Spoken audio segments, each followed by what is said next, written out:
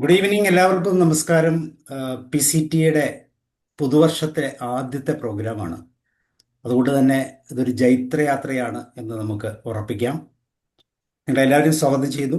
ഔദ്യോഗികമായി നമ്മളുടെ ഈ മീറ്റിങ്ങിന് സ്വാഗതം ആശംസിക്കാൻ PCTA ജനറൽ സെക്രട്ടറി ഉഷാ മാമിനെ ഞാൻ ഇതിലേക്ക് ക്ഷണിക്കുകയാണ്. Usha ma'am, you are welcome. Thank you sir, thank you so much. എൻ്റെ പ്രിയപ്പെട്ടവർക്ക് എല്ലാവർക്കും നമസ്കാരം. എല്ലാവർക്കും എൻ്റെ ഹൃദയം നിറഞ്ഞ പുതുവത്സര ആശംസകൾ. ഇന്ന് 2026 ജനുവരി 4 കോഫി ടോക്ക് വിത്ത് PCTA. ഈ സമയം നമ്മളെ സംബന്ധിച്ചിടത്തോളം ഏറെ പ്രധാനപ്പെട്ടതാണ്. ശ്വാസം അത് ജീവിതത്തിൻ്റെ താളമാണ്. അതാണ് ഈ പ്രപഞ്ചത്തെ തന്നെ നിലനിർത്തുന്നത്. ഒരു തമ്പുരുവിൽ നിന്ന് ഉയരുന്ന ശ്രുതി പോലെ മനോഹരമാണ് ഓരോ ജീവതാളവും. തൻ്റെ ജീവിതം കൊണ്ട് മറ്റുള്ളവരുടെ നെഞ്ചിലെ താളമായി മാറിയ ശ്വാസകോശങ്ങളുടെ കളിത്തോഴൻ എന്ന് നമുക്ക് വിളിക്കാം ഏറ്റവും അർഹനായിട്ടുള്ള പ്രശസ്തനായ ഡോക്ടർ വേണുഗോപാൽ സാറാണ് ഇന്ന് നമ്മളോടൊപ്പം സംവദിക്കാനെത്തിയിരിക്കുന്നത്. ഉള്ളു നിറഞ്ഞ അഭിമാനത്തോടെ, ആഴത്തിലുള്ള സ്നേഹത്തോടെ, അഗാധമായ ബഹുമാനത്തോടെ പ്രിയപ്പെട്ടവരെ എല്ലാവരെയും ഈ പ്രോഗ്രാമിലേക്ക് സ്വാഗതം ചെയ്യുക എന്ന കർത്തവ്യത്തിലേക്ക് ഞാൻ കടക്കട്ടെ. Respected dignitaries, dear members of PCTA, esteemed participants and my dear friends, a very warm and heartfelt welcome to each and every one of you to this special online session conducted by the Professional Counselors and Trainers Association PCTA. As the General Secretary of PCTA, it's given me immense joy and pride to welcome you to all this evening, all of you this evening of learning, inspiration and service-oriented reflection. Your presence today adds great value to this platform, and we are truly honored to have such dedicated and passionate professionals joining with us. Today's session becomes even more meaningful and memorable because we are blessed with an eminent personality as our resource person. It is my great honor and privilege to warmly welcome Dr. Venugopal Sir, Chief Consultant, Kerala Health Services, Head of the Department of Respiratory Medicine, Government Hospital, General Hospital, Alappuzha. Dr. Venugopal is not only an outstanding medical professional, but also a symbol of selfless service, commitment, and compassion. His journey reflects excellence in clinical expertise, leadership in public health service, and a deep concern for humanity. Over the years, he has been honored with numerous awards and recognitions from various fields for his exceptional service and limitless contribution to society. What truly inspires us is not just his achievements, but his unwavering dedication to serving people with humility, integrity, and empathy. His life and work stand as a powerful reminder that true success lies in service to others. On behalf of PCTA, I extend our heartfelt gratitude to Dr. Venugopal for graciously accepting our invitation and for sharing his valuable time, knowledge, and experience with us this evening. We deeply believe that his words will enlighten us, motivate us, and leave a lasting impact on all participants. I would also like to take this opportunity to briefly introduce PCTA as a growing professional platform committed to empowering counselors, trainers, and helping professionals through learning, collaboration, and value-based initiatives. We are honored to have such valuable participants attending today's session and becoming part of this meaningful journey. Dear participants, we thank you once again for being with us and for your continued trust and support. Thank you all. Have a wonderful and enriching session. Thank you all of you. Thank you so much. Thank you ma'am. തീർച്ചയായിട്ടും 2026 പുതുവർഷത്തെ തീർച്ചയായിട്ടും വളരെ ശ്രദ്ധയോടെ നമ്മൾ പരിഗണിക്കേണ്ടിയിരിക്കുന്നു. നമ്മുടെ state president doctor Manoharlal sir പുതുവർഷത്തിൻ്റെ ആശംസകൾ നമുക്ക് ഏവർക്കും നൽകും. Manoharlal sir, you are welcome. Okay, thank you all. നമ്മളെ നേരത്തെ സൂചിപ്പിച്ച പോലെ ഈ വർഷത്തെ നമ്മുടെ ആദ്യത്തെ ഒരു പ്രോഗ്രാമാണ്. എല്ലാവർക്കും നവവത്സരാശംസകൾ നേരുന്നു. ഒരുപാട് പ്രതീക്ഷയോടെ ആണ് നമ്മൾ ഈ നവവത്സരത്തിന്റെ പടിവാതിൽക്കൽ എത്തിപ്പോ നമ്മൾ നിൽക്കുന്നത്. നമ്മളെ സംബന്ധിച്ചോളം ഒരുപാട് ദൂരം നമുക്ക് ഇനിയും സഞ്ചരിക്കേണ്ടതുണ്ട്. നമ്മൾ തുടക്കക്കാരാണ്. നേരത്തെ സൂചിപ്പിച്ചതുപോലെ പുതിയൊരു സംഘടനയാണ്. പ്രൊഫഷണലിസം നേടിക്കുന്ന ഒരു സംഘടനയാക്കി നമുക്ക് ഇതിനെ മാറ്റണം എന്നാണ് നമ്മുടെ ആഗ്രഹം. അതുകൊണ്ട് തന്നെയാണ് നമ്മുടെ സംഘടനയ്ക്ക് പേര് തന്നെ professional counsellors and trainers association എന്നുള്ള രീതിയിൽ നമ്മൾ ഇതിന് പേരിടാൻ കാരണം. ഇതിൽ കൗൺസിലേഴ്സ് ഉണ്ട്, സൈക്കോളജിസ്റ്റുകളുണ്ട്, ട്രെയിനേഴ്സ് ഉണ്ട്, മെന്റേഴ്സ് ഉണ്ട്, എല്ലാം ഉണ്ട്. ഇവരെല്ലാം ഒരു കുടക്കയിൽ അണിചേർത്ത ഒരു സംഘടനയാണ്.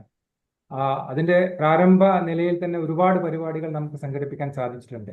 നമ്മുടെ സംബന്ധിച്ചോളം സംസ്ഥാന നേതൃത്വത്തിന്റെ ഭാഗമായിട്ടുള്ള മൂന്നാമത്തെ ആണെന്ന് എൻ്റെ ഓർമ്മ, മൂന്നാമത്തെ പരിപാടിയാണിത്. നമ്മളെ സംബന്ധിച്ചുള്ളൊരു കോട്ടയം ജില്ലയിൽ ഒരു 10 പരിപാടികൾ നമ്മൾ നേരത്തെ സംഘടിപ്പിച്ചിട്ടുണ്ട്. 100 പരിപാടികളോളം നമ്മുടെ കുറവ് പ്രോഗ്രാം എറണാകുളം നടത്തിക്കൊണ്ടിരിക്കുകയാണ്. അപ്പൊ ഇങ്ങനെയൊക്കെ അഭിമാനകരമായ ഒരു നോളജ് ഷെയറിംഗ് ആൻഡ് അപ്ഡേഷൻ എന്നുള്ള രീതിയിലാണ് നമ്മൾ കാര്യങ്ങൾ കൊണ്ടുപോകുന്നത്. അതോടൊപ്പം തന്നെ ഇന്നത്തെ വിഷയം സംസാരിക്കുന്നതിന് നമുക്ക് പ്രഗത്ഭനായ ഒരു ഡോക്ടറെയാണ് നമുക്ക് കിട്ടിയിട്ടുള്ളത്.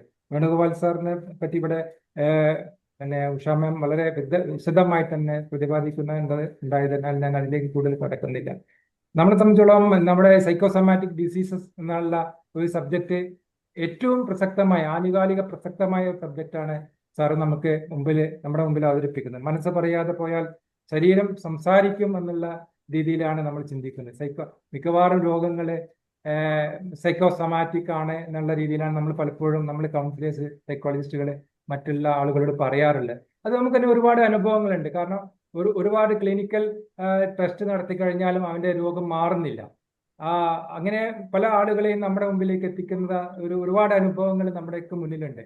അപ്പൊ ഈ ഒരു കാലഘട്ടത്തിൽ ഈ ഒരു സബ്ജക്റ്റ് ഒരു നല്ലൊരു ഭിഷകരന്റെ വാക്കിൽ നിന്ന് നമുക്ക് കിട്ടുക എന്ന് പറഞ്ഞാൽ വലിയൊരു സന്തോഷകരമായ കാര്യമാണ്.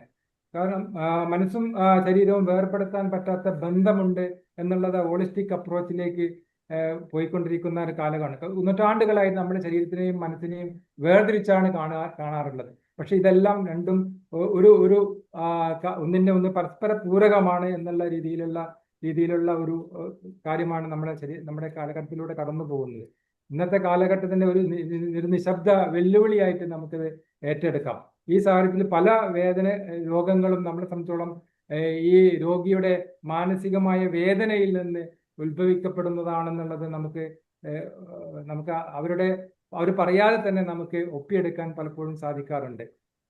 അതായത് രോഗി അനുഭവിക്കുന്ന യാഥാർത്ഥ്യം എന്താണെന്ന് പലപ്പോഴും അറിയാതെ ചികിത്സകളിലേക്ക് പോകും. ചികിത്സകൾ ആവശ്യമാണ്, പക്ഷെ അതേ സമയത്ത് ചില കാര്യങ്ങളിൽ ഒരു മാനസിക പ്രയാസം അഡ്രസ് ചെയ്യേണ്ട ഒരു കൗൺസിലിങ്ങോ ഒരു സൈക്കോതെറാപ്പിയിലൂടെ കാര്യങ്ങൾ നടന്നു പോകുമ്പോൾ അവന് ഒരുപാട് ആശ്വാസങ്ങൾ നമുക്ക് കാണാൻ പല അത്ഭുതങ്ങളും നമുക്ക് കാട്ടാൻ സാധിച്ചിട്ടുണ്ട്. ഇപ്പൊ PCTയുടെ നിലപാട് എന്ന് പറഞ്ഞാൽ മാനസികാരോഗ്യം ചികിത്സയുടെ ഒരു കൂട്ടിച്ചേർക്കലല്ല, മനസ്സും ശരീരവും ഒരുമിച്ച് കാണുന്ന സമീപനമാണ് ഭാവിയുടെ ആരോഗ്യ സംരക്ഷണമെന്ന ഒരു നിലപാടാണ് PCTയുടെ ഭാഗത്തിലുണ്ട്. സംവാദവും സഹകരണവുമാണ് സുസ്ഥിരമായ ചികിത്സയുടെ അടിത്തറ എന്ന് നമ്മൾ പലപ്പോഴും പറയാറുണ്ട്. അപ്പോൾ ഇന്നത്തെ ക്ലാസ് വളരെ വളരെ വളരെ ആകാംക്ഷയോടുകൂടി വളരെ സന്തോഷത്തോടെയാണ് നമ്മൾ സ്വീകരിക്കുന്നത്. അവസാനമായി ഞാൻ ഓർമ്മിപ്പിക്കുന്നത്, മനസ്സ് കേൾക്കപ്പെടാതെ പോയാൽ ശരീരം ഒരു വേദനയായി സംസാരിക്കും എന്നുള്ള ഒരു ആമുഖത്തോടു കൂടി ഞാൻ കൂടുതൽ സംസാരിക്കുന്നതിനും ഇൻട്രൊഡ്യൂസ് ചെയ്യുന്നതിനും നമ്മുടെ ഡോക്ടർ സാബു കേരളത്തെ ക്ഷണിക്കുന്നു. Thank you sir. തീർച്ചയായിട്ടും 95% രോഗങ്ങളും സൈക്കോസൊമാറ്റിക് മനോജന്യ രോഗങ്ങളാണെന്നാണ് നമ്മുടെ അറിവ്. അപ്പോൾ ഈ പുതുവർഷത്തിൽ നമുക്ക് ലഭിക്കുന്ന ഈ മനോഹരമായ ക്ലാസ്, അതിനു മുമ്പ് നമ്മുടെ പ്രിയപ്പെട്ട സ്പീക്കറെ ഇൻട്രൊഡ്യൂസ് ചെയ്യാൻ ആലപ്പുഴ PCTയുടെ ജില്ലാ പ്രസിഡന്റ് ഷീല ബീഗം മാമിനെ ഞാൻ ക്ഷണിക്കുകയാണ്. Thank you sir, thank you very much. എല്ലാവരെയും കൂടി ഈ സ്ക്രീനിൽ കാണുമ്പോ ഭയങ്കരമായ സന്തോഷം തോന്നുന്നുണ്ട്. എല്ലാ മഹത് വ്യക്തികളും പ്രൊഫഷണൽ കൗൺസിലേഴ്സ് ആൻഡ് ട്രെയിനേഴ്സിന്റെ എല്ലാ ബിഗ് ഫിഗേഴ്സും ഇതിൽ ഇരിപ്പുണ്ട്. അപ്പോൾ എല്ലാവരെയും കണ്ടതിൽ വളരെ സന്തോഷം. എല്ലാവർക്കും ഒരു ഗുഡ് ഈവനിങ്. എനിക്കിന്ന് പരിചയപ്പെടുത്തേണ്ടത് ഡോക്ടർ കെ വേണുഗോപാൽ സാറിനെയാണ്. PCTA psychology hour coffee talk എന്ന് വിത്ത് PCTA എന്നുള്ള ബാനറിൽ നമുക്കിന്ന് കിട്ടിയിരിക്കുന്നത് ഏറ്റവും മഹത് വ്യക്തിയായ ആലപ്പുഴയുടെ ഒന്നാമത്തെ വ്യക്തി എന്ന് വേണമെങ്കിൽ പറയാവുന്ന എൻ്റെ നമ്മുടെ ഏറ്റവും പ്രിയപ്പെട്ട ഡോക്ടർ കെ വേണുഗോപാൽ സാറിനെയാണ്. സാറിനെ പേഴ്സണലി നന്നായിട്ട് പരിചയമുണ്ട്. സാറിനോടൊപ്പം പഠിക്കാനുള്ള ഒരു അവസരവും കിട്ടിയിട്ടുണ്ട്. അതുകൊണ്ട് തന്നെ സാറിൻ്റെ സ്വഭാവത്തെക്കുറിച്ചും സാറിൻ്റെ നമ്മളോടൊക്കെയുള്ള ആ പെരുമാറ്റത്തെക്കുറിച്ചും അനുഭവിച്ചിട്ടുള്ളത് കൊണ്ട് സാർ എത്ര ഉന്നതങ്ങളിലാണ് നിൽക്കുന്നതെന്ന് എനിക്ക് പറയാൻ കഴിയില്ല. എങ്കിലും സാറിനെ കുറിച്ച് സാറിൻ്റെ ക്വാളിഫിക്കേഷൻ, സാറിൻ്റെ ഫീൽഡ് എന്നിവയെക്കുറിച്ച് ഞാനൊരു ചെറിയ ഇൻട്രൊഡക്ഷൻ തരാൻ ആഗ്രഹിക്കുകയാണ്. ഈ പ്രസന്റ് പൊസിഷൻ എന്ന് പറയുന്നത് ഡോക്ടർ കെ വേണുഗോപാൽ സാറിൻ്റെ present position working as chief consultant in respiratory medicine of health services of government of Kerala since 29/9/2020, working in health service at various capacities since 2/6/1997. Birth at Monroe, Turuth on 1967, May 4th, as fourth child of Mr. P. Kunyupillai and P. Ammukutti, a retired teacher couple.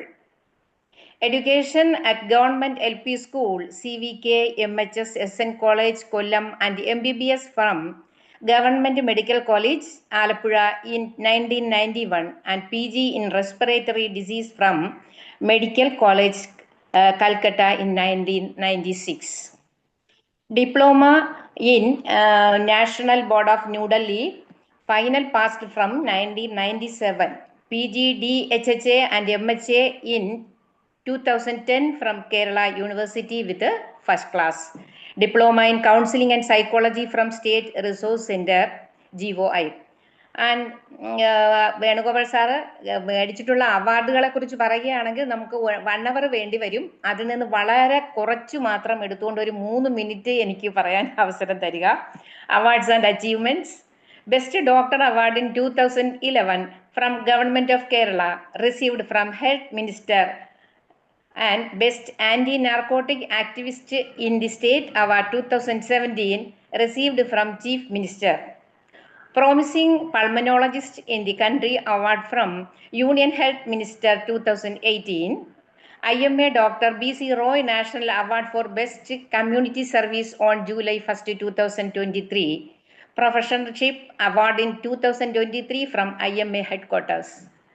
Dr. Palpu Award 2018 from Mr. Raghavan MB at Calicut. Best District TB Officer Award in 2003. Best Paper Award from NAPCON, NAPCON 2025. Best Anti-Tobacco Activist Award in 2001, 2002, 2003, 2004, 2009, 2011, 2012 of Award of Excellence 2013 from Regional Cancer Association, Trivandrum. That is 8 times. International Award from British Columbia Lung Association for the merit of paper presented in Canada in 2005. Best Paper Award of Nation 2008 received from Dr. APJ Abdul Kalam, Lion of the Year Award in 2009. Best Public Health Worker Award from Regional Rotary Clubs in 2003, 5, 8 and 25. Best Public Health Worker Kala Keralam Award in 2007. Karma Ratna Award from Media City in 2023. Many Ponadas and recognitions received from central and state ministers, MPs, MLAs, etc. under National Award 24 purpose in international conference, published many articles and papers, including indexed journals. Travel grants from Department of Ayush, ICMR and IUALTD in a region, successfully conducted 2 research projects, Government of Kerala and Government of India, with the extramural funding. And his family: wife Dr. Sri Lata, Professor and HOD Pediatrics, MCH Alappuzha. Dr. Gopi Krishna, architect Gopi Krishna son, Associate Professor, Mangalam College of Architecture and Planning. Daughter, Dr. Gopika Venugopal, junior JR in RM, NITRD, New Delhi, and his her husband, Dr. Ashwathaman, JR General Medicine, All India Institute of Medical Science. And these are the characters of doctor Venugopal sir. സാറിനെ കുറിച്ച് ഇനിയും ഒത്തിരി പറയാനുണ്ട്. എനിക്ക് തോന്നുന്നു ഒരു research ചെയ്യാനുള്ള ഒരു വ്യക്തിത്വമാണ് ഡോക്ടർ വേണുഗോപാൽ സാർ. എത്ര പറഞ്ഞാലും മതിയാകില്ല. എങ്കിലും സാറിനെ ഈ പേപ്പർ ഇന്നിപ്പോ കോഫി ടൈമിൽ അവതരിപ്പിക്കണം എന്നുള്ളത് കൊണ്ട് സാറിനെ ക്ഷണിക്കുകയാണ്. Welcome sir, please sir.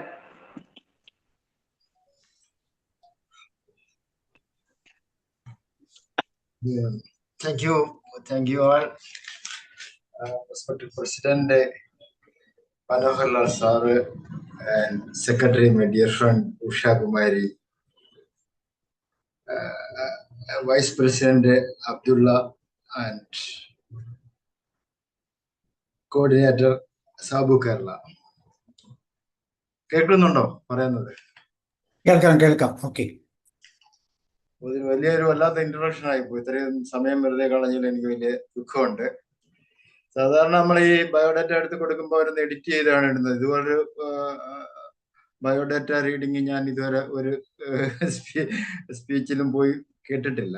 അപ്പൊ അതിനെന്തായാലും ഒരു പ്രത്യേക നന്ദി പറയുന്നു. പക്ഷെ അപ്പോഴും അത്ര ആകരുത്. എനിക്ക് പ്രധാനപ്പെട്ട 1-2 പറയുകയേ ചെയ്യാവൂ. കാരണം നമ്മൾ ഇന്ന് ക്ലാസ്സിന് വേണ്ടിയാണ് കൂടിയിരിക്കുന്നത്. അപ്പം അതുപോലെ ഞാൻ ക്ലാസ് കുറച്ച് വെട്ടിക്കുറയ്ക്കാൻ തീരുമാനിച്ചു. അല്ലെങ്കിൽ ക്ലാസ് ആയിട്ടൊന്നും എടുക്കുന്നില്ല, എന്റെ കുറെ അനുഭവങ്ങൾ പറയുക. ഞാൻ ഈ സൈക്കോളജി ആയിട്ട് ബന്ധപ്പെട്ട് വന്ന് DCP ചേർന്നു, സൈക്കോളജി ചേർന്ന് ഉഷയും ഷീലമ്മോടും ഒക്കെ നമ്മുടെ ക്ലാസ്മേറ്റ് ആയുള്ള ഭാഗ്യം ഉണ്ടായി. അപ്പൊ അങ്ങനെയാണ് സൈക്കോളജി ആയിട്ട് സ്വല്പം ബന്ധം വന്നത്. അപ്പം പിന്നെ ഞാൻ അത് കഴിഞ്ഞിട്ട് പിന്നെ സൈക്കോളജി ആയിട്ട് വലിയ പ്രാക്ടീസ് ഒന്നും ഇല്ലെങ്കിലും എന്റെ ജനറൽ മെഡിസിൻ പ്രാക്ടീസ് ചെയ്യുമ്പോൾ തന്നെ അതിനകത്ത് കൗൺസിലിംഗ് ഒരു വലിയ ഭാഗമായിട്ട് വരുന്നുണ്ട്. അങ്ങനെയുള്ള ഒരു എക്സ്പീരിയൻസ് മാത്രമേ ഉള്ളൂ. അപ്പം ആ രീതിയിലൊരു സൈക്കോസൊമാറ്റിക് ഡിസീസിനെ കുറിച്ച് ഒരു ക്ലാസ് എടുക്കാനും ഞാൻ യോഗ്യനല്ല. കാരണം അത് പ്രധാനമായിട്ട് സൈക്യാട്രിസ്റ്റുകളാണ് ചെയ്യേണ്ടത്. അപ്പം ഞാൻ ഇത്ര കുറെ കേസുകൾ കാണാറുണ്ട്. അപ്പൊ അതിന് കിട്ടിയുന്ന കാര്യങ്ങളൊക്കെ പറയുക എന്നുള്ളതല്ലാതെ ഇതിനകത്ത് നിങ്ങൾക്ക് വലിയ ഗുണം ഉണ്ടാവും തോന്നില്ല. കാരണം ഇത്രയും പേര് ഇതിനുവേണ്ടി സമയം കളയാൻ പറ്റും. പക്ഷെ ആ ഡിസീസിനെ കുറിച്ച് പറയാൻ പറ്റും, അതെനിക്ക് നല്ലോണം പറയാൻ പറ്റും. കാരണം ഈ ഡിസീസ് എല്ലാം ഞാൻ കണ്ടിട്ടുള്ളത്. അപ്പൊ അതിന്റെ ഒരു എക്സ്പീരിയൻസ് ഷെയറിങ് ആയിട്ട് എടുത്താൽ മതി ഇന്നത്തെ ഈ ക്ലാസ്. എനിക്ക് അതിന്റെ തിയററ്റിക്കലോ കാര്യങ്ങളോ അല്ലെങ്കിൽ സൈക്കോളജിക്കൽ കാര്യങ്ങളോ പറയാൻ പറ്റും. സ്ക്രീൻ ഷെയർ ചെയ്തോളൂ സർ, ചെയ്തോളൂ.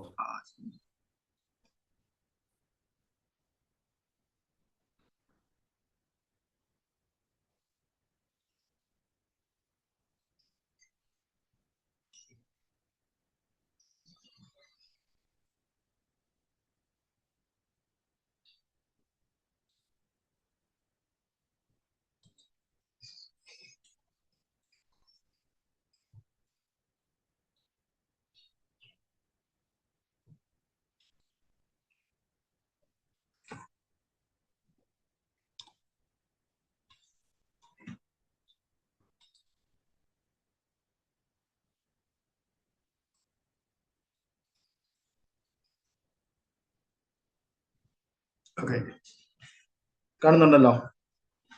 കാണാം. ഓക്കെ. 10-20 സ്ലൈഡ് ഉണ്ട്, അത് മാത്രമേ ഉള്ളൂ. അപ്പൊ അതുകൊണ്ട് ബന്ധപ്പെട്ട കാര്യങ്ങൾ പറയാൻ പറ്റും. Once again, thanks for giving this opportunity. It's a great opportunity to have a coffee time with the major brains of the psychological counseling in Kerala. അപ്പൊ അത് വലിയ സംഭവമാണ് എന്നുള്ള കാര്യം എനിക്ക് മനസ്സിലായി. എന്നെയും ഒരു എളിയ പ്രവർത്തകനായിട്ട് ഇതിനകത്ത് ചേർക്കണം എന്നുള്ള ഒരു അഭ്യർത്ഥനയോടുകൂടി തുടങ്ങട്ടെ. Psychosomatic disorder are those in which mental factors play a significant role in the development, expression, maintenance, or resolution of the physical illness. So എല്ലാ ഭാഗങ്ങളിലും അതിന്റെ ഒരു നമ്മുടെ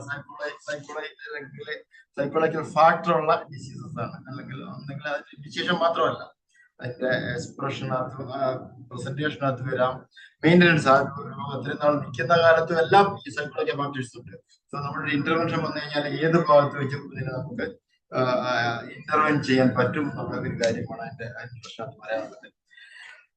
സൈക്കോസൊമാറ്റിക് മെഡിസിൻ എന്ന് പറഞ്ഞ പുതിയൊരു കൺസെപ്റ്റ് ഇപ്പം വരുന്നുണ്ട്. ഡിസോർഡറെ കുറിച്ച് ഞങ്ങളുടെ മെഡിസിൻ തന്നെ that is an integrated disciplinary evaluation of the management involving diverse specialties like psychiatry, psychology, neurology, internal medicine, pediatrics, allergy, dermatology, psycho-neuro-immunology and psycho-neuro-endocrinology. That is again two entities in the psychosomatic diseases. ഡെഫിനേഷനെ കുറിച്ച് പറഞ്ഞു കഴിഞ്ഞാൽ പലതരം definitions പലരും പല രീതിയിൽ പറയുന്നുണ്ട്. പക്ഷെ എനിക്ക് ഏറ്റവും യോഗ്യമായിട്ട് തോന്നിയ രണ്ട് കാര്യങ്ങൾ പറയാം. ഒന്ന്, psychosomatic disease are physical illness influenced or worsened by the mental or emotional factors. Or another definition by a group of mental illness in which emotional stress is a contributing factor or physical problem is involving an organ system under involuntary control. ബൈമ കപൂറിന്റെ നല്ലൊരു മനോഹരമായിട്ടുള്ളതായിട്ട് തോന്നുന്നുണ്ട്. Or ശ്രീവാനിയുടെ disorder in which physical element are significant in limiting alternation chemical, physiological or structure of the individual resulting in physical symptoms. So any part of a disease can be affected by the psychological factor of the individual. So mind body connection അതൊരു വലിയ connection ആണ്. മൈൻഡും ബോഡിയും തമ്മിൽ sir തന്നെ ഇടയ്ക്ക് sir തന്നെ പറഞ്ഞായിരുന്നു ഒരു വലിയ റിലേഷൻസ് തമ്മിലുണ്ട്. ആ കണക്ഷൻ എന്ന് പറഞ്ഞു കഴിഞ്ഞാൽ തുടങ്ങുന്നതെന്ന് ബ്രെയിനിൽ നിന്ന് തുടങ്ങി ഇൻറ്റസ്റ്റൈൻ തൊട്ട് ഇമ്യൂണോളജി വരുന്നുണ്ട്. അത്ര ക്ലിയർ അല്ല, സോറി ക്വാളിറ്റി. ഇമ്യൂണോളജി വരുന്നുണ്ട്, പിന്നെ എൻഡോക്രൈൻ സിസ്റ്റം നമ്മുടെ രോഗപ്രതിരോധ ശക്തിക്കകത്ത് വരുന്നുണ്ട്, നമ്മളുടെ ഹോർമോണൽ ബാലൻസിനകത്ത് വരുന്നുണ്ട്, പിന്നെ നമ്മുടെ nervous system, autonomic nervous system. ഇതിനകത്തെല്ലാം ബ്രെയിനകത്ത് പ്രധാനമായിട്ട് നമ്മുടെ ലേണിംഗ് ആൻഡ് മെമ്മറി ഒക്കെ ഉണ്ടെന്ന് പ്രീഫ്രോണ്ടൽ ഏരിയയും ആങ്സൈറ്റി, സ്ട്രെസ്, ഡിപ്രഷൻ ഈ ഭാഗങ്ങളൊക്കെ ഉണ്ടാകുന്ന ഒരു പർട്ടിക്കുലർ ഏരിയ. ഇത് തമ്മിൽ ഉള്ള ഇന്ററാക്ഷനും ഈ സാധനങ്ങൾ തമ്മിലുള്ള ഇന്ററാക്ഷനും അതാണ് മൈൻഡ് ബോഡി കണക്ഷൻ പറ്റി ഏറ്റവും നല്ല രീതിയിൽ വരയ്ക്കാൻ പറ്റുന്ന ഒരു പടം അല്ലെ. അത് മേളി തൊട്ട് തലേന്ന് തുടങ്ങി അത് താഴെ നമ്മുടെ ഇൻറ്റസ്റ്റൈൻ്റെ ലാസ്റ്റ് ഭാഗം വരെയും നെർവസ് സിസ്റ്റം വരുന്നതോടുകൂടി കാലിന്റെ താഴെ വരെയും വരുന്നുണ്ട്. അപ്പൊ എല്ലാ സിസ്റ്റത്തിനകത്തും ഈ ബ്രെയിനിന്റെ ഒരു ഇൻവോൾവ്മെന്റ് ഉണ്ട്. അവിടെയാണ് നമ്മുടെ സൈക്കോളജിക്കൽ എഫക്റ്റ് വരാൻ പറ്റുന്നത്. Psychosomatic symptoms affecting medical condition like depressive, that is a psychological symptom affecting the medical condition. These are the part of the psychosomatic disorders. First one is the psychological symptom affecting the medical condition like depressive symptom delaying a recovery from surgery or anxiety exacerbating an asthma. അത് വളരെ common ആയിട്ട് ഞങ്ങൾ കണ്ടുവരുന്ന സാധനമാണ്. ആസ്മന്റെ ഫീൽഡിലാണ്, ഞാൻ chest physician ആണ്. അപ്പൊ കൂടുതൽ ശ്വാസം മുട്ടലുമായിട്ട് വരുന്ന ഒരു സ്ട്രെസ്സുമായിട്ട് ബന്ധപ്പെട്ട് വളരെ കൂടുതൽ കേസുകൾ കാഷ്വാലിറ്റി വരാറുണ്ട്. പ്രത്യേകിച്ച് ഈ സ്റ്റുഡൻസ് പരീക്ഷയുടെ തൊട്ട് തലേന്ന് താഴ്ച അല്ലെങ്കിൽ ബെറേവ്മെന്റുമായിട്ട് ബന്ധപ്പെട്ട് മരണവുമായിട്ട് ബന്ധപ്പെട്ട് കുറെ പേര് വരുന്നുണ്ട്. അതാണ് psychological symptoms affecting mental condition, medical conditions. അപ്പം ചിലരിപ്പം സർജറി പറഞ്ഞു കഴിഞ്ഞാൽ സർജറി എന്തായാലും സമ്മതിക്കത്തില്ല, അസുഖമില്ല, വേണ്ടാന്ന് പറയും. ട്രീറ്റ്മെന്റ് പലപ്പോഴും വേണ്ടാന്ന് പറയും. അത് സാധാരണ നമ്മുടെ സൈക്യാട്രിക് ഡിസോർഡറിന്റെ ഒരു ഭാഗമാണ്. അവർ അസുഖം പറഞ്ഞാൽ സമ്മതിക്കത്തില്ല. അപ്പം അതൊക്കെ ഇതിന്റെ ഒരു അത് കാരണം ആ ഒരു ഫിസിക്കൽ ഡിസീസ് അഗ്രിവേറ്റ് ചെയ്തു പോകും. പേഴ്സണാലിറ്റി ട്രേറ്റ് ഉണ്ട്, coping styles affecting medical condition like pathological denial of the need of the surgery in a patient with cancer or hostile or pressured behavior contributing into the cardiovascular diseases. അപ്പൊ ഒരു pressure ആയിട്ടുള്ള ഒരു mental നീ പറയുന്നുണ്ട്, നമ്മൾ ആ ഒരു trait ഉള്ള പേഴ്സണാലിറ്റി ട്രൈറ്റ് ഉള്ളവർക്ക്, ഒരു സ്ട്രെസ്ഫുൾ പേഴ്സണാലിറ്റി ട്രൈറ്റ് ഉള്ളവർ ഇതുപോലെ CVS disease, myocardial infarction, hepatitis ഇതിനൊക്കെ ഒരു പ്രധാന കാരണമായിട്ട് വരുന്നുണ്ട്. അത് പേഴ്സണാലിറ്റി ട്രൈറ്റ് ഉണ്ടാകും. പിന്നെ maladaptive health behaviour affecting the medical condition like lack of exercise, smoking അല്ലെങ്കിൽ മാൽ ബിഹേവിയർ, അൺസേഫ് സെക്സ്, അതൊക്കെ നമുക്ക് ഒത്തിരി മെഡിക്കൽ കണ്ടീഷൻസ് ഉണ്ടാക്കാം. അത് പ്രധാനം അതിന്റെ ഇനിഷ്യേറ്റീവ് കാര്യം മെയിൻലി മാലഡപ്റ്റീവ് ഹെൽത്തി ബിഹേവിയർ ആണ്. Then stress-related physiological response affecting general medical condition like stress-related exposure to the ulcer, hypertension, പിന്നെ അരിത്മിയാസ് ഓർ ടെൻഷൻ ഹെഡേക്ക്. അപ്പൊ ഇതെല്ലാം സാധാരണ ഈ സ്ട്രെസ് പീരീഡിൽ കൂടുതലായി കണ്ടുവരുന്നുണ്ട്. അത് നമുക്ക് തന്നെ അറിയാവുന്നതാണ്. പ്രഷർ ധാരണ കൂടിയല്ലേ, പ്രഷർ ചെന്ന് പറഞ്ഞ് ഒത്തിരി പേര് തന്നെ വരാറുണ്ട്. ഞാൻ അവിടെ ചെന്ന് എനിക്ക് അത് കിട്ടിയില്ല, അപ്പം ഭയങ്കരമായിട്ട് പ്രഷർ ഉണ്ടായി, തലകറങ്ങി എന്ന് പറഞ്ഞു വരുന്നത്. അപ്പൊ സ്ട്രെസ് റിലേറ്റഡ് സൈക്കോളജിക്കൽ റെസ്പോൺസ് ആണ്. Then depression is an independent risk factor for the development of the coronary heart disease. അത് വളരെ വെൽ നോൺ, മെറ്റാ അനാലിസിസിലൂടെ തെളിയിച്ചിട്ടുള്ള ഒരു കാര്യമാണ്.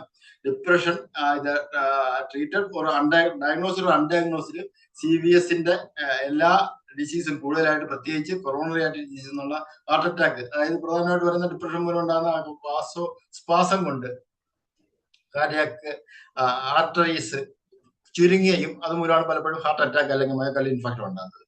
അതുപോലെ depression increases the mortality rate following myocardial infarction. MI വന്നു കഴിഞ്ഞാൽ തന്നെ depression ഉള്ളവർക്കെന്നുണ്ടെങ്കിൽ മരിച്ചു പോകാനുള്ള സാധ്യതയും കൂടുതലാണ്.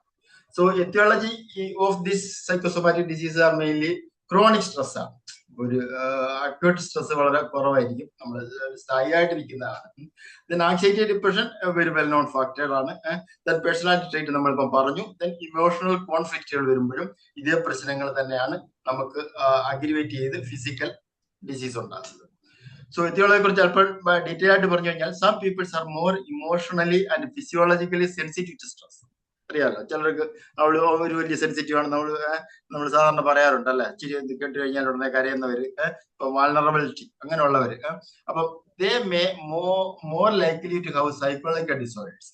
When you experience stress, it causes the following changes in your body. Stress related body physiological mechanism.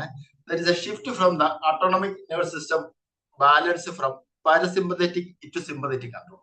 നമുക്കറിയാം പാരസിമ്പറ്റിക് എന്ന് റെസ്റ്റ് ആൻഡ് ഡൈജസ്റ്റ് പാർട്ടാണ്. അതിനായിട്ട് ഇവിടെ GIT-ക്കകത്ത് പോകുന്നത് പാരസിമ്പറ്റിക് മെയിനായിട്ട് ചെയ്തുകൊണ്ടിരിക്കുന്നത്. അതിൽ നിന്ന് സിമ്പതറ്റിക് നമുക്കറിയാം ഫ്ലൈറ്റ് ആൻഡ് ഫൈറ്റ് റിയാക്ഷൻ വരുന്നത്. സിമ്പതറ്റിക് ഓവർ ആക്ടിവിറ്റി വരുന്നതാണ്, നമ്മൾ വിയർക്കുക, ഹാർട്ട് റേറ്റ് കൂടുക, അങ്ങനെ ഒത്തിരി കാര്യങ്ങൾ വരുന്ന. അപ്പൊ ആ ഒരു ചേഞ്ച് വരുന്നതാണ് ഇതിനകത്ത് പ്രധാനമായിട്ട് ഒരു കാരണം, ഈ സൈക്കോസോമാറ്റിക് ഡിസീസ് ഉള്ള ഒരു കാരണം. ചേഞ്ചസ് ഇൻ ഹൈപ്പോതലാമോ പിറ്റ്യൂട്ടറി ആക്സിസ്, അത് നമുക്ക് എല്ലാവർക്കും അറിയാവുന്ന ഏരിയയാണ്. ഹൈപ്പോതലാമോ പിറ്റ്യൂട്ടറി ആക്സിസ് വഴിയാണ് ഹോർമോണൽ കൺട്രോൾ പ്രധാനമായിട്ട് വരുന്നത്. ഹൈപ്പോതലാമസ് ബ്രെയിനിൽ ഇരിക്കുന്നതാണ്, അവിടുന്ന് താഴോട്ടുള്ള എല്ലാ ഹോർമോണുകളും നിയന്ത്രിക്കുന്ന ഈ ഒരു ആക്സിസ് വഴിയാണ്. അപ്പൊ അതിനകത്ത് ചേഞ്ച് വരുന്നു. This is how your endocrine system adjust your balance of hormones in response to stress. Then increase blood pressure, heart rate and breathing. നമ്മൾ അറിയാവുന്നതാണ്. ഞങ്ങളുടെ പ്രായത്തിൽ ഈ ഹൈപ്പർ വെന്റിലേഷൻ ആയിട്ട് ഇങ്ങനെ വലിച്ചുകൊണ്ട് വരും. അത് തന്നെ ഒരു കുറച്ച് പ്രശ്നം ഉണ്ടാകും. ഇതിന്റെ ഈ ഹൈപ്പോകലീമിയ അല്ലെന്നുണ്ടെങ്കിൽ സോഡിയം പൊട്ടാസ്യം ഇൻബാലൻസ് ഒക്കെ ഉണ്ടാകും കുറച്ച് നല്ല ഹൈപ്പർ വെന്റിലേഷൻ ചെയ്ത് കഴിഞ്ഞാൽ. വേറെ അതൊരു സൈക്കോളജിക്കൽ ഫാക്ടർ ആയിട്ടുണ്ട്, ഫിസിക്കൽ ഡിസീസ് ആയിട്ട് നമ്മുടെ മുന്നിൽ തന്നെ പ്രസന്റ് ചെയ്യുന്ന ഒരു കാര്യമാണ്. ദെൻ ഇൻക്രീസ്ഡ് ബ്ലഡ് ഗ്ലൂക്കോസ്, അതും എല്ലാം അറിയാം, ഷുഗർ എല്ലാം കൂടാറുണ്ട് സ്ട്രെസ്. ഞാനും അങ്ങനെ ഒരു കാലത്ത് സ്ട്രെസ് പീരീഡിലായിരുന്നു. എൻ്റെ ഫൈനൽ ഇയർ PG എക്സാം കഴിയുന്ന കാലത്തായിരുന്നു ആദ്യമായിട്ട് ഈ ഷുഗർ ഡിറ്റക്ട് ചെയ്തത്. ഇപ്പോഴും കണ്ടിന്യൂ ചെയ്യാണ് ഷുഗറിന്റെ കാര്യം. അപ്പോൾ എനിക്കത് ഇൻഡ്യൂസ് ചെയ്യാൻ വേണ്ടി പലപ്പോഴും ഇങ്ങനെ ഒരു സ്ട്രെസ്സുകൾ ഉണ്ടാകാറുണ്ട്.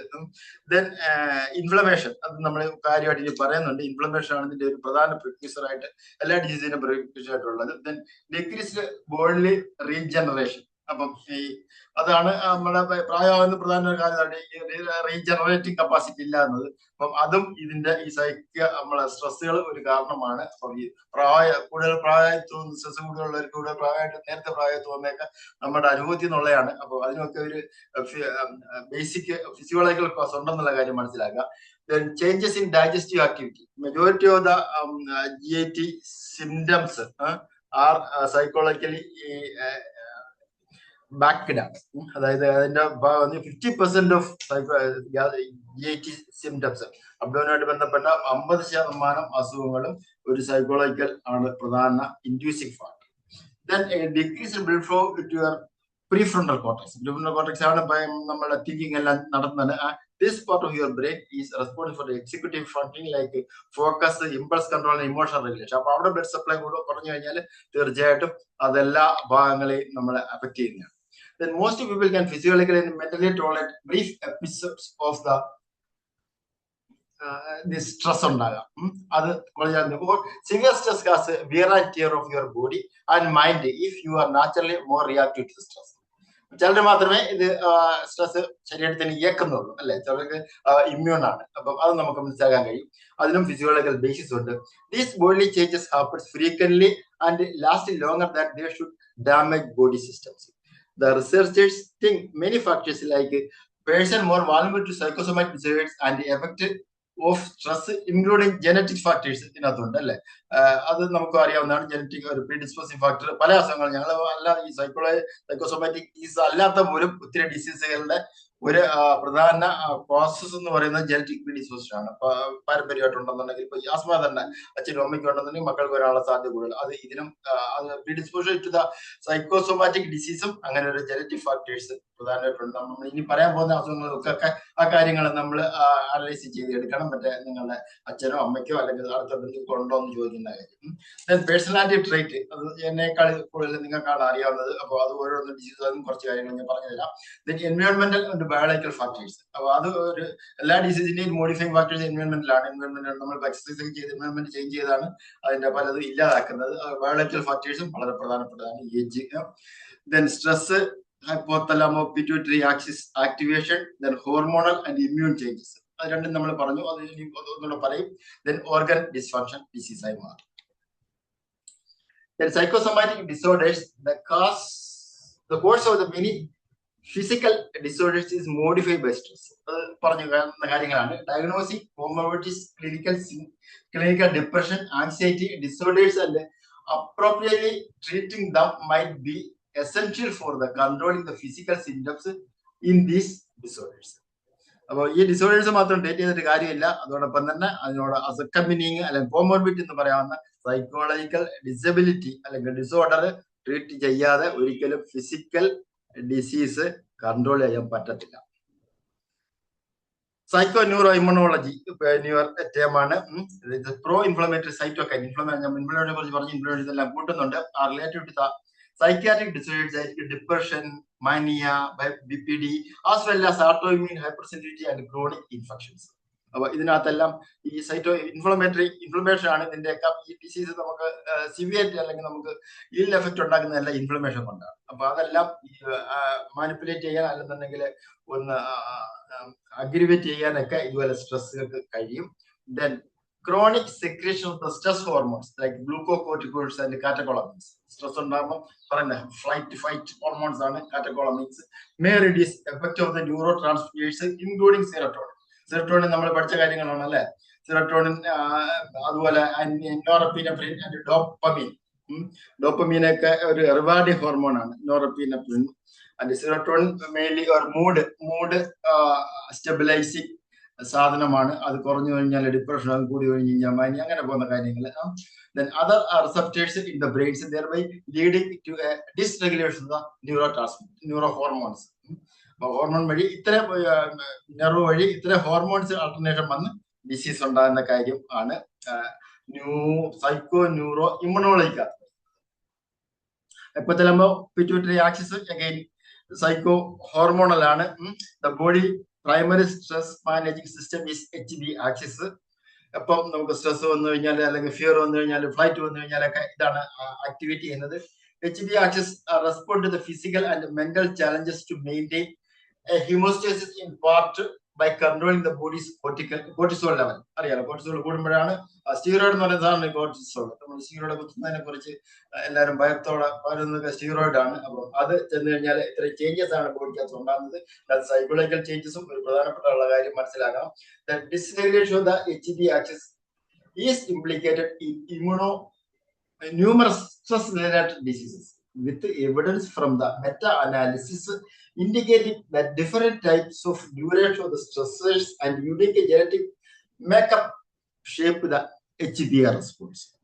അത് ഇതെല്ലാം തെളിയിക്കപ്പെട്ടുള്ള മെറ്റാ അനാലിസിസ് എന്ന് പറഞ്ഞാൽ ഇവിടെ ഇറങ്ങിയ സ്റ്റഡികളെല്ലാം കൂടെ ഒന്നിച്ച് ചേർത്ത് അതിന്റെ ഒരു ആവറേജ് റിസൾട്ട് എടുക്കുന്ന കാര്യമാണ് മെറ്റാ അനാലിസിസ്. അതിനകത്തൊക്കെ പ്രൂവ് ചെയ്തതാണ് ഈ HB ആക്സിസ് റെഗുലേഷനകത്ത് സ്ട്രെസ് ഒരു മേജർ ഫാക്ടറാണ്. HB axis activity and cytogenetics indiscriminately intertwined. ഇത് രണ്ടും അങ്ങോട്ടും ഇങ്ങോട്ടും കണക്റ്റഡ് ആണ്. Inflammatory cytokines stimulate ACTH adrenocorticotropic hormone and secrete and cortisol steroid secretions. അതായത് ഇൻഫ്ലമേറ്ററി സൈറ്റോകൈൻ വഴി ഇൻഫ്ലമേറ്ററി സൈറ്റോകൈൻസ് ഉണ്ടാവും, അതുവഴി ഈ ഹോർമോൺസ് റിലീസ് ചെയ്യാൻ പറ്റും. Steroids, glucocorticoids suppress the synthesis of the pro-inflammatory cytokines, which is interleukin 1, interleukin 2, interleukin 6, interleukin 12, interferon gamma and tumor necrosis factor alpha. ഇതെല്ലാം inflammation ആയിട്ട് ഞങ്ങൾ ഒത്തിരി സമയമെടുത്ത് പഠിക്കുന്ന കാര്യങ്ങളാണ്. അപ്പൊ അതിന്റെയൊക്കെ cascading of reactions, peripheral reactions, അതുമൂലം ഉണ്ടാകുന്ന സിംറ്റംസ്, അതെല്ലാം ഞങ്ങൾ പഠിക്കുന്നതാണ്. അപ്പൊ അതിൻ്റെ അകത്തെല്ലാം ഇത് ഒരു സപ്രസീവ് റോൾ ഉണ്ട് ഈ ഗ്ലൂക്കോകോർട്ടിക്കോയിഡ്സ് HPA ആക്ടിവേഷൻ കൊണ്ടുണ്ടാകും. This can affect the brain growth as well as neuronal functions. അത് നമ്മൾ പറഞ്ഞത് neuro transmitters. Psycho neuro immunology. The brain and immune system are the two major adaptive systems in the body. The two major pathways are involved in the crosstalk through the hypothalamo-pituitary adrenal axis, sympathetic nervous system via sympathetic adrenal medullary axis. SAM and HPA are the രണ്ട് പ്രധാനപ്പെട്ട റോളുകൾ brain to the peripheral body system. The somatization disorder. അപ്പൊ സൊമറ്റൈസേഷൻ പേര് ഈ അടുത്ത കാലത്ത് കുറച്ച് മാറിയിട്ടുണ്ട്. DSM-3 ആണ് ഇപ്പൊ, അല്ല DSM-5 ആണ് ഇപ്പം on going. American psychiatric association ആണെങ്കിൽ DSM-5. Somatic symptom disorders are recognized under the term somatic symptom and related disorders and include somatic symptom disorders, somatization disorders and hypochondriasis. നമുക്കറിയാം ഇല്ലാത്ത അസുഖങ്ങൾ പറഞ്ഞുകൊണ്ട് വരുന്നത്. Then factitious disorders അഭിനയിച്ചുകൊണ്ട് വരുന്നത്. Then illness anxiety disorder, അതാണ് ഹൈപ്പോകോൺഡ്രിയാസിന്റെ എപ്പോഴത്തെ പേരാണ് ഇല്ലസ് anxiety disorder. നമുക്ക് അതിന് ചുറ്റുപാട് അതിന് ചുറ്റിപ്പറ്റി ഉണ്ടാകുന്ന ആൻസൈറ്റി ഡിസോർഡർ ആണ് ഇല്ലസ് anxiety disorder. Then somatoform disorder that not otherwise specified, NOS. അത് എല്ലാ ഗ്രൂപ്പിനകത്തും വരുന്ന ഒരു ഗ്രൂപ്പാണ്. ഇതിനകത്തൊന്നും ചേരാത്തന്നെ ഇത്തരം ലക്ഷണങ്ങളുള്ളവരെ ആ group പിടിച്ചെടുക്കും. Then psychoneuroendocrinology, the clinical study of the hormone fluctuation and their relationship to human behavior is psychoneuroendocrinology. Certain mood disorders are associated with the neuroendocrine or hormonal changes affecting the brain. Mood disorders, like serotonin. Then thyroid disorders, well known, are highly correlated to the mood disorders like bipolar disorder, depression, and cognitive impairment. അപ്പൊ thyroid, ഹൈപ്പർതൈറോയിഡിസിനും ഹൈപ്പോയ്ക്കും ഹൈപ്പറിനും ഉണ്ടാകാവുന്ന disorders ആണ് ഈ പ്രശ്നങ്ങൾ, എല്ലാ psychological പ്രശ്നങ്ങളും. അതുകൊണ്ട് ഏത് psychiatric disease വന്നു കഴിഞ്ഞാലും നമ്മൾ സാധാരണ TFT, തൈറോയിഡ് ഫംഗ്ഷൻ ടെസ്റ്റ് ചെയ്യാറുണ്ട്. അപ്പൊ അതിന് നോർമൽ ആണെന്നുള്ള കാര്യം, അതുമൂലം അല്ല ഉണ്ടാകുന്ന കാര്യം ഒന്നും. Then hyperthyroidism is associated with anxiety, irritability and personality changes. Then obesity, നമുക്കറിയാം, obesity is also a metabolic condition where stress induced eating plays an important role. Stress കുറയ്ക്കാൻ വേണ്ടി പലരും ആഹാരം കഴിച്ചാണ്. ഞാനും മുമ്പുണ്ട് അങ്ങനെ ആയിരുന്നു കേട്ടോ. വലിയ വിഷമം വരുമ്പോൾ അടുത്ത കടയിൽ പോയി പൊറോട്ട ഇറച്ചി മാറ്റി കഴിയുമ്പോൾ പരീക്ഷ ടെൻഷൻ ഒക്കെ പറയും. അപ്പൊ അതൊരു ഈറ്റിംഗ് മെക്കാനിസം ആണ്, സ്ട്രെസ് ഇൻഡ്യൂസ്ഡ് ഈറ്റിംഗ് പ്ലേ. അപ്പൊ അതോടെ തന്നെ നമ്മൾ ബെഞ്ച് ഈറ്റിംഗ് ഡിസോർഡേഴ്സ് ഒത്തിരി ഉണ്ട് അല്ലെ, hyper eating and hypo eating അങ്ങനെയൊക്കെ വരുന്ന ഡിസോർഡേഴ്സ് ഉണ്ട്. If left untreated will hamper the progress. അപ്പൊ അത് കണ്ടുപിടിച്ച് ട്രീറ്റ് ചെയ്യേണ്ട ഒരു കാര്യമാണ്. എൻഡോക്രൈനോളജിയെ കുറിച്ച്, പോസ്റ്റ് പാർട്ടം ഡിപ്രഷനെ കുറിച്ച് രണ്ട് കാര്യം പറയാതെ പറ്റത്തില്ല. കാരണം major depressive episode occurring following child birth with onset of the first 4 weeks of post partum. Post partum blues എന്ന് പറയുന്ന ഒരു സാധനമുണ്ട്, ചെറിയ ഒരു സൈക്കോളജിക്കൽ അല്ലെന്നുണ്ടെങ്കിൽ മൂഡ് ചേഞ്ചസ് ഫസ്റ്റ് വീക്കിൽ ഉണ്ടാകുന്നത്. പക്ഷെ അതിന് ട്രീറ്റ്മെന്റ് ഒന്നും കാരണമില്ല, നമ്മൾ നല്ല ഒരു കെയർ ഒക്കെ കൊടുത്താൽ മതി. പക്ഷെ പോസ്റ്റ് പാർട്ടം ഡിപ്രഷൻ വളരെ സീരിയസ് ആയിട്ടുള്ള കണ്ടീഷനാണ്.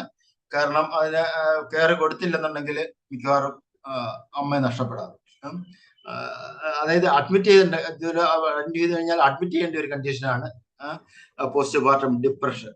അവര് ഒന്നും ചെയ്യാൻ നോക്കാതെ ഇരിക്കുക, ഒന്നും മിണ്ടാതിരിക്കുക, കഴിക്കാതിരിക്കുക. അപ്പൊ അങ്ങനെ ഉള്ളതെന്നുണ്ടെങ്കിൽ അപ്പോഴേ കൊണ്ട് ട്രീറ്റ്മെന്റ് എടുക്കണം. എന്റെ ഒരു കൂടെ പഠിച്ച ഒരു പോസ്റ്റ് ഗ്രാജുവേറ്റ് പഠിച്ച ഒരു മുസ്തഫയുടെ വൈഫ് അന്ന് PGI ആയിരുന്നു. അപ്പൊ ഇതുപോലെ മരിച്ച് 3ാമത്തെ ആഴ്ച സൂസൈഡ് ചെയ്തു. അപ്പൊ ഇതാണ് പോസ്റ്റ് പാർട്ടം കണ്ടുപിടിക്കാൻ പറ്റാതെ പോയതുകൊണ്ടാണ്. Then risk of increased by depression during pregnancy പീരീഡിൽ തന്നെ ചില ഡിപ്രസീവ് ഫീച്ചേഴ്സ് ഉള്ളവർക്കെന്നുണ്ടെങ്കിൽ ഈ പോസ്റ്റ്മോർട്ടം ഡിപ്രഷൻ കൂടുതലാണ്. History of the postmortem depression is also important. കഴിഞ്ഞ പ്രാവശ്യം ഉണ്ടായിരുന്നുണ്ടെങ്കിൽ ഇപ്രാവശ്യം ഉണ്ടാകാൻ സാധ്യത. Treatment include individual group psychotherapy or medication. Usually it requires the medical antidepressant medications and supportive intervention of the family factors. Then somatic symptom disorders, multiple somatic symptoms for at least 6 months വേണം. അപ്പൊ സാധാരണ അസുഖം ഇല്ലാതെ ഇങ്ങനെ പറഞ്ഞു വരും. 6 മാസത്തിൽ കൂടുതൽ ഉണ്ടെങ്കിൽ മാത്രമേ ഈ ഒരു സൊമാറ്റിക് സിംറ്റം ഡിസോർഡർ ആയിട്ട് നമുക്ക് ഡയഗ്നോസ് ചെയ്ത് ട്രീറ്റ് ചെയ്യാൻ പറ്റും. Medical test result are either normal or do not comply the patient's symptoms. ഒത്തിരി മെഡിക്കൽ ടെസ്റ്റുകൾ കഴിഞ്ഞാൽ ഇതിന്റെ ഒന്നും കോറിലേഷൻ ആയിട്ടുള്ള നമുക്ക് എടുത്താൽ മെഡിക്കലി അൺഎക്സ്പ്ലെയിൻഡ് ഫിസിക്കൽ സിംറ്റം ആണ്. Then history and physical examination do not indicate the presence of the non-medical condition. നമ്മൾ പഠിച്ചു വെച്ച ഒരു അസുഖമായിട്ട് ഇതിന് ഒരു ബന്ധവും കാണത്തില്ല, പക്ഷെ അത് ലക്ഷണമായിട്ടായിരിക്കും വരുന്നത്.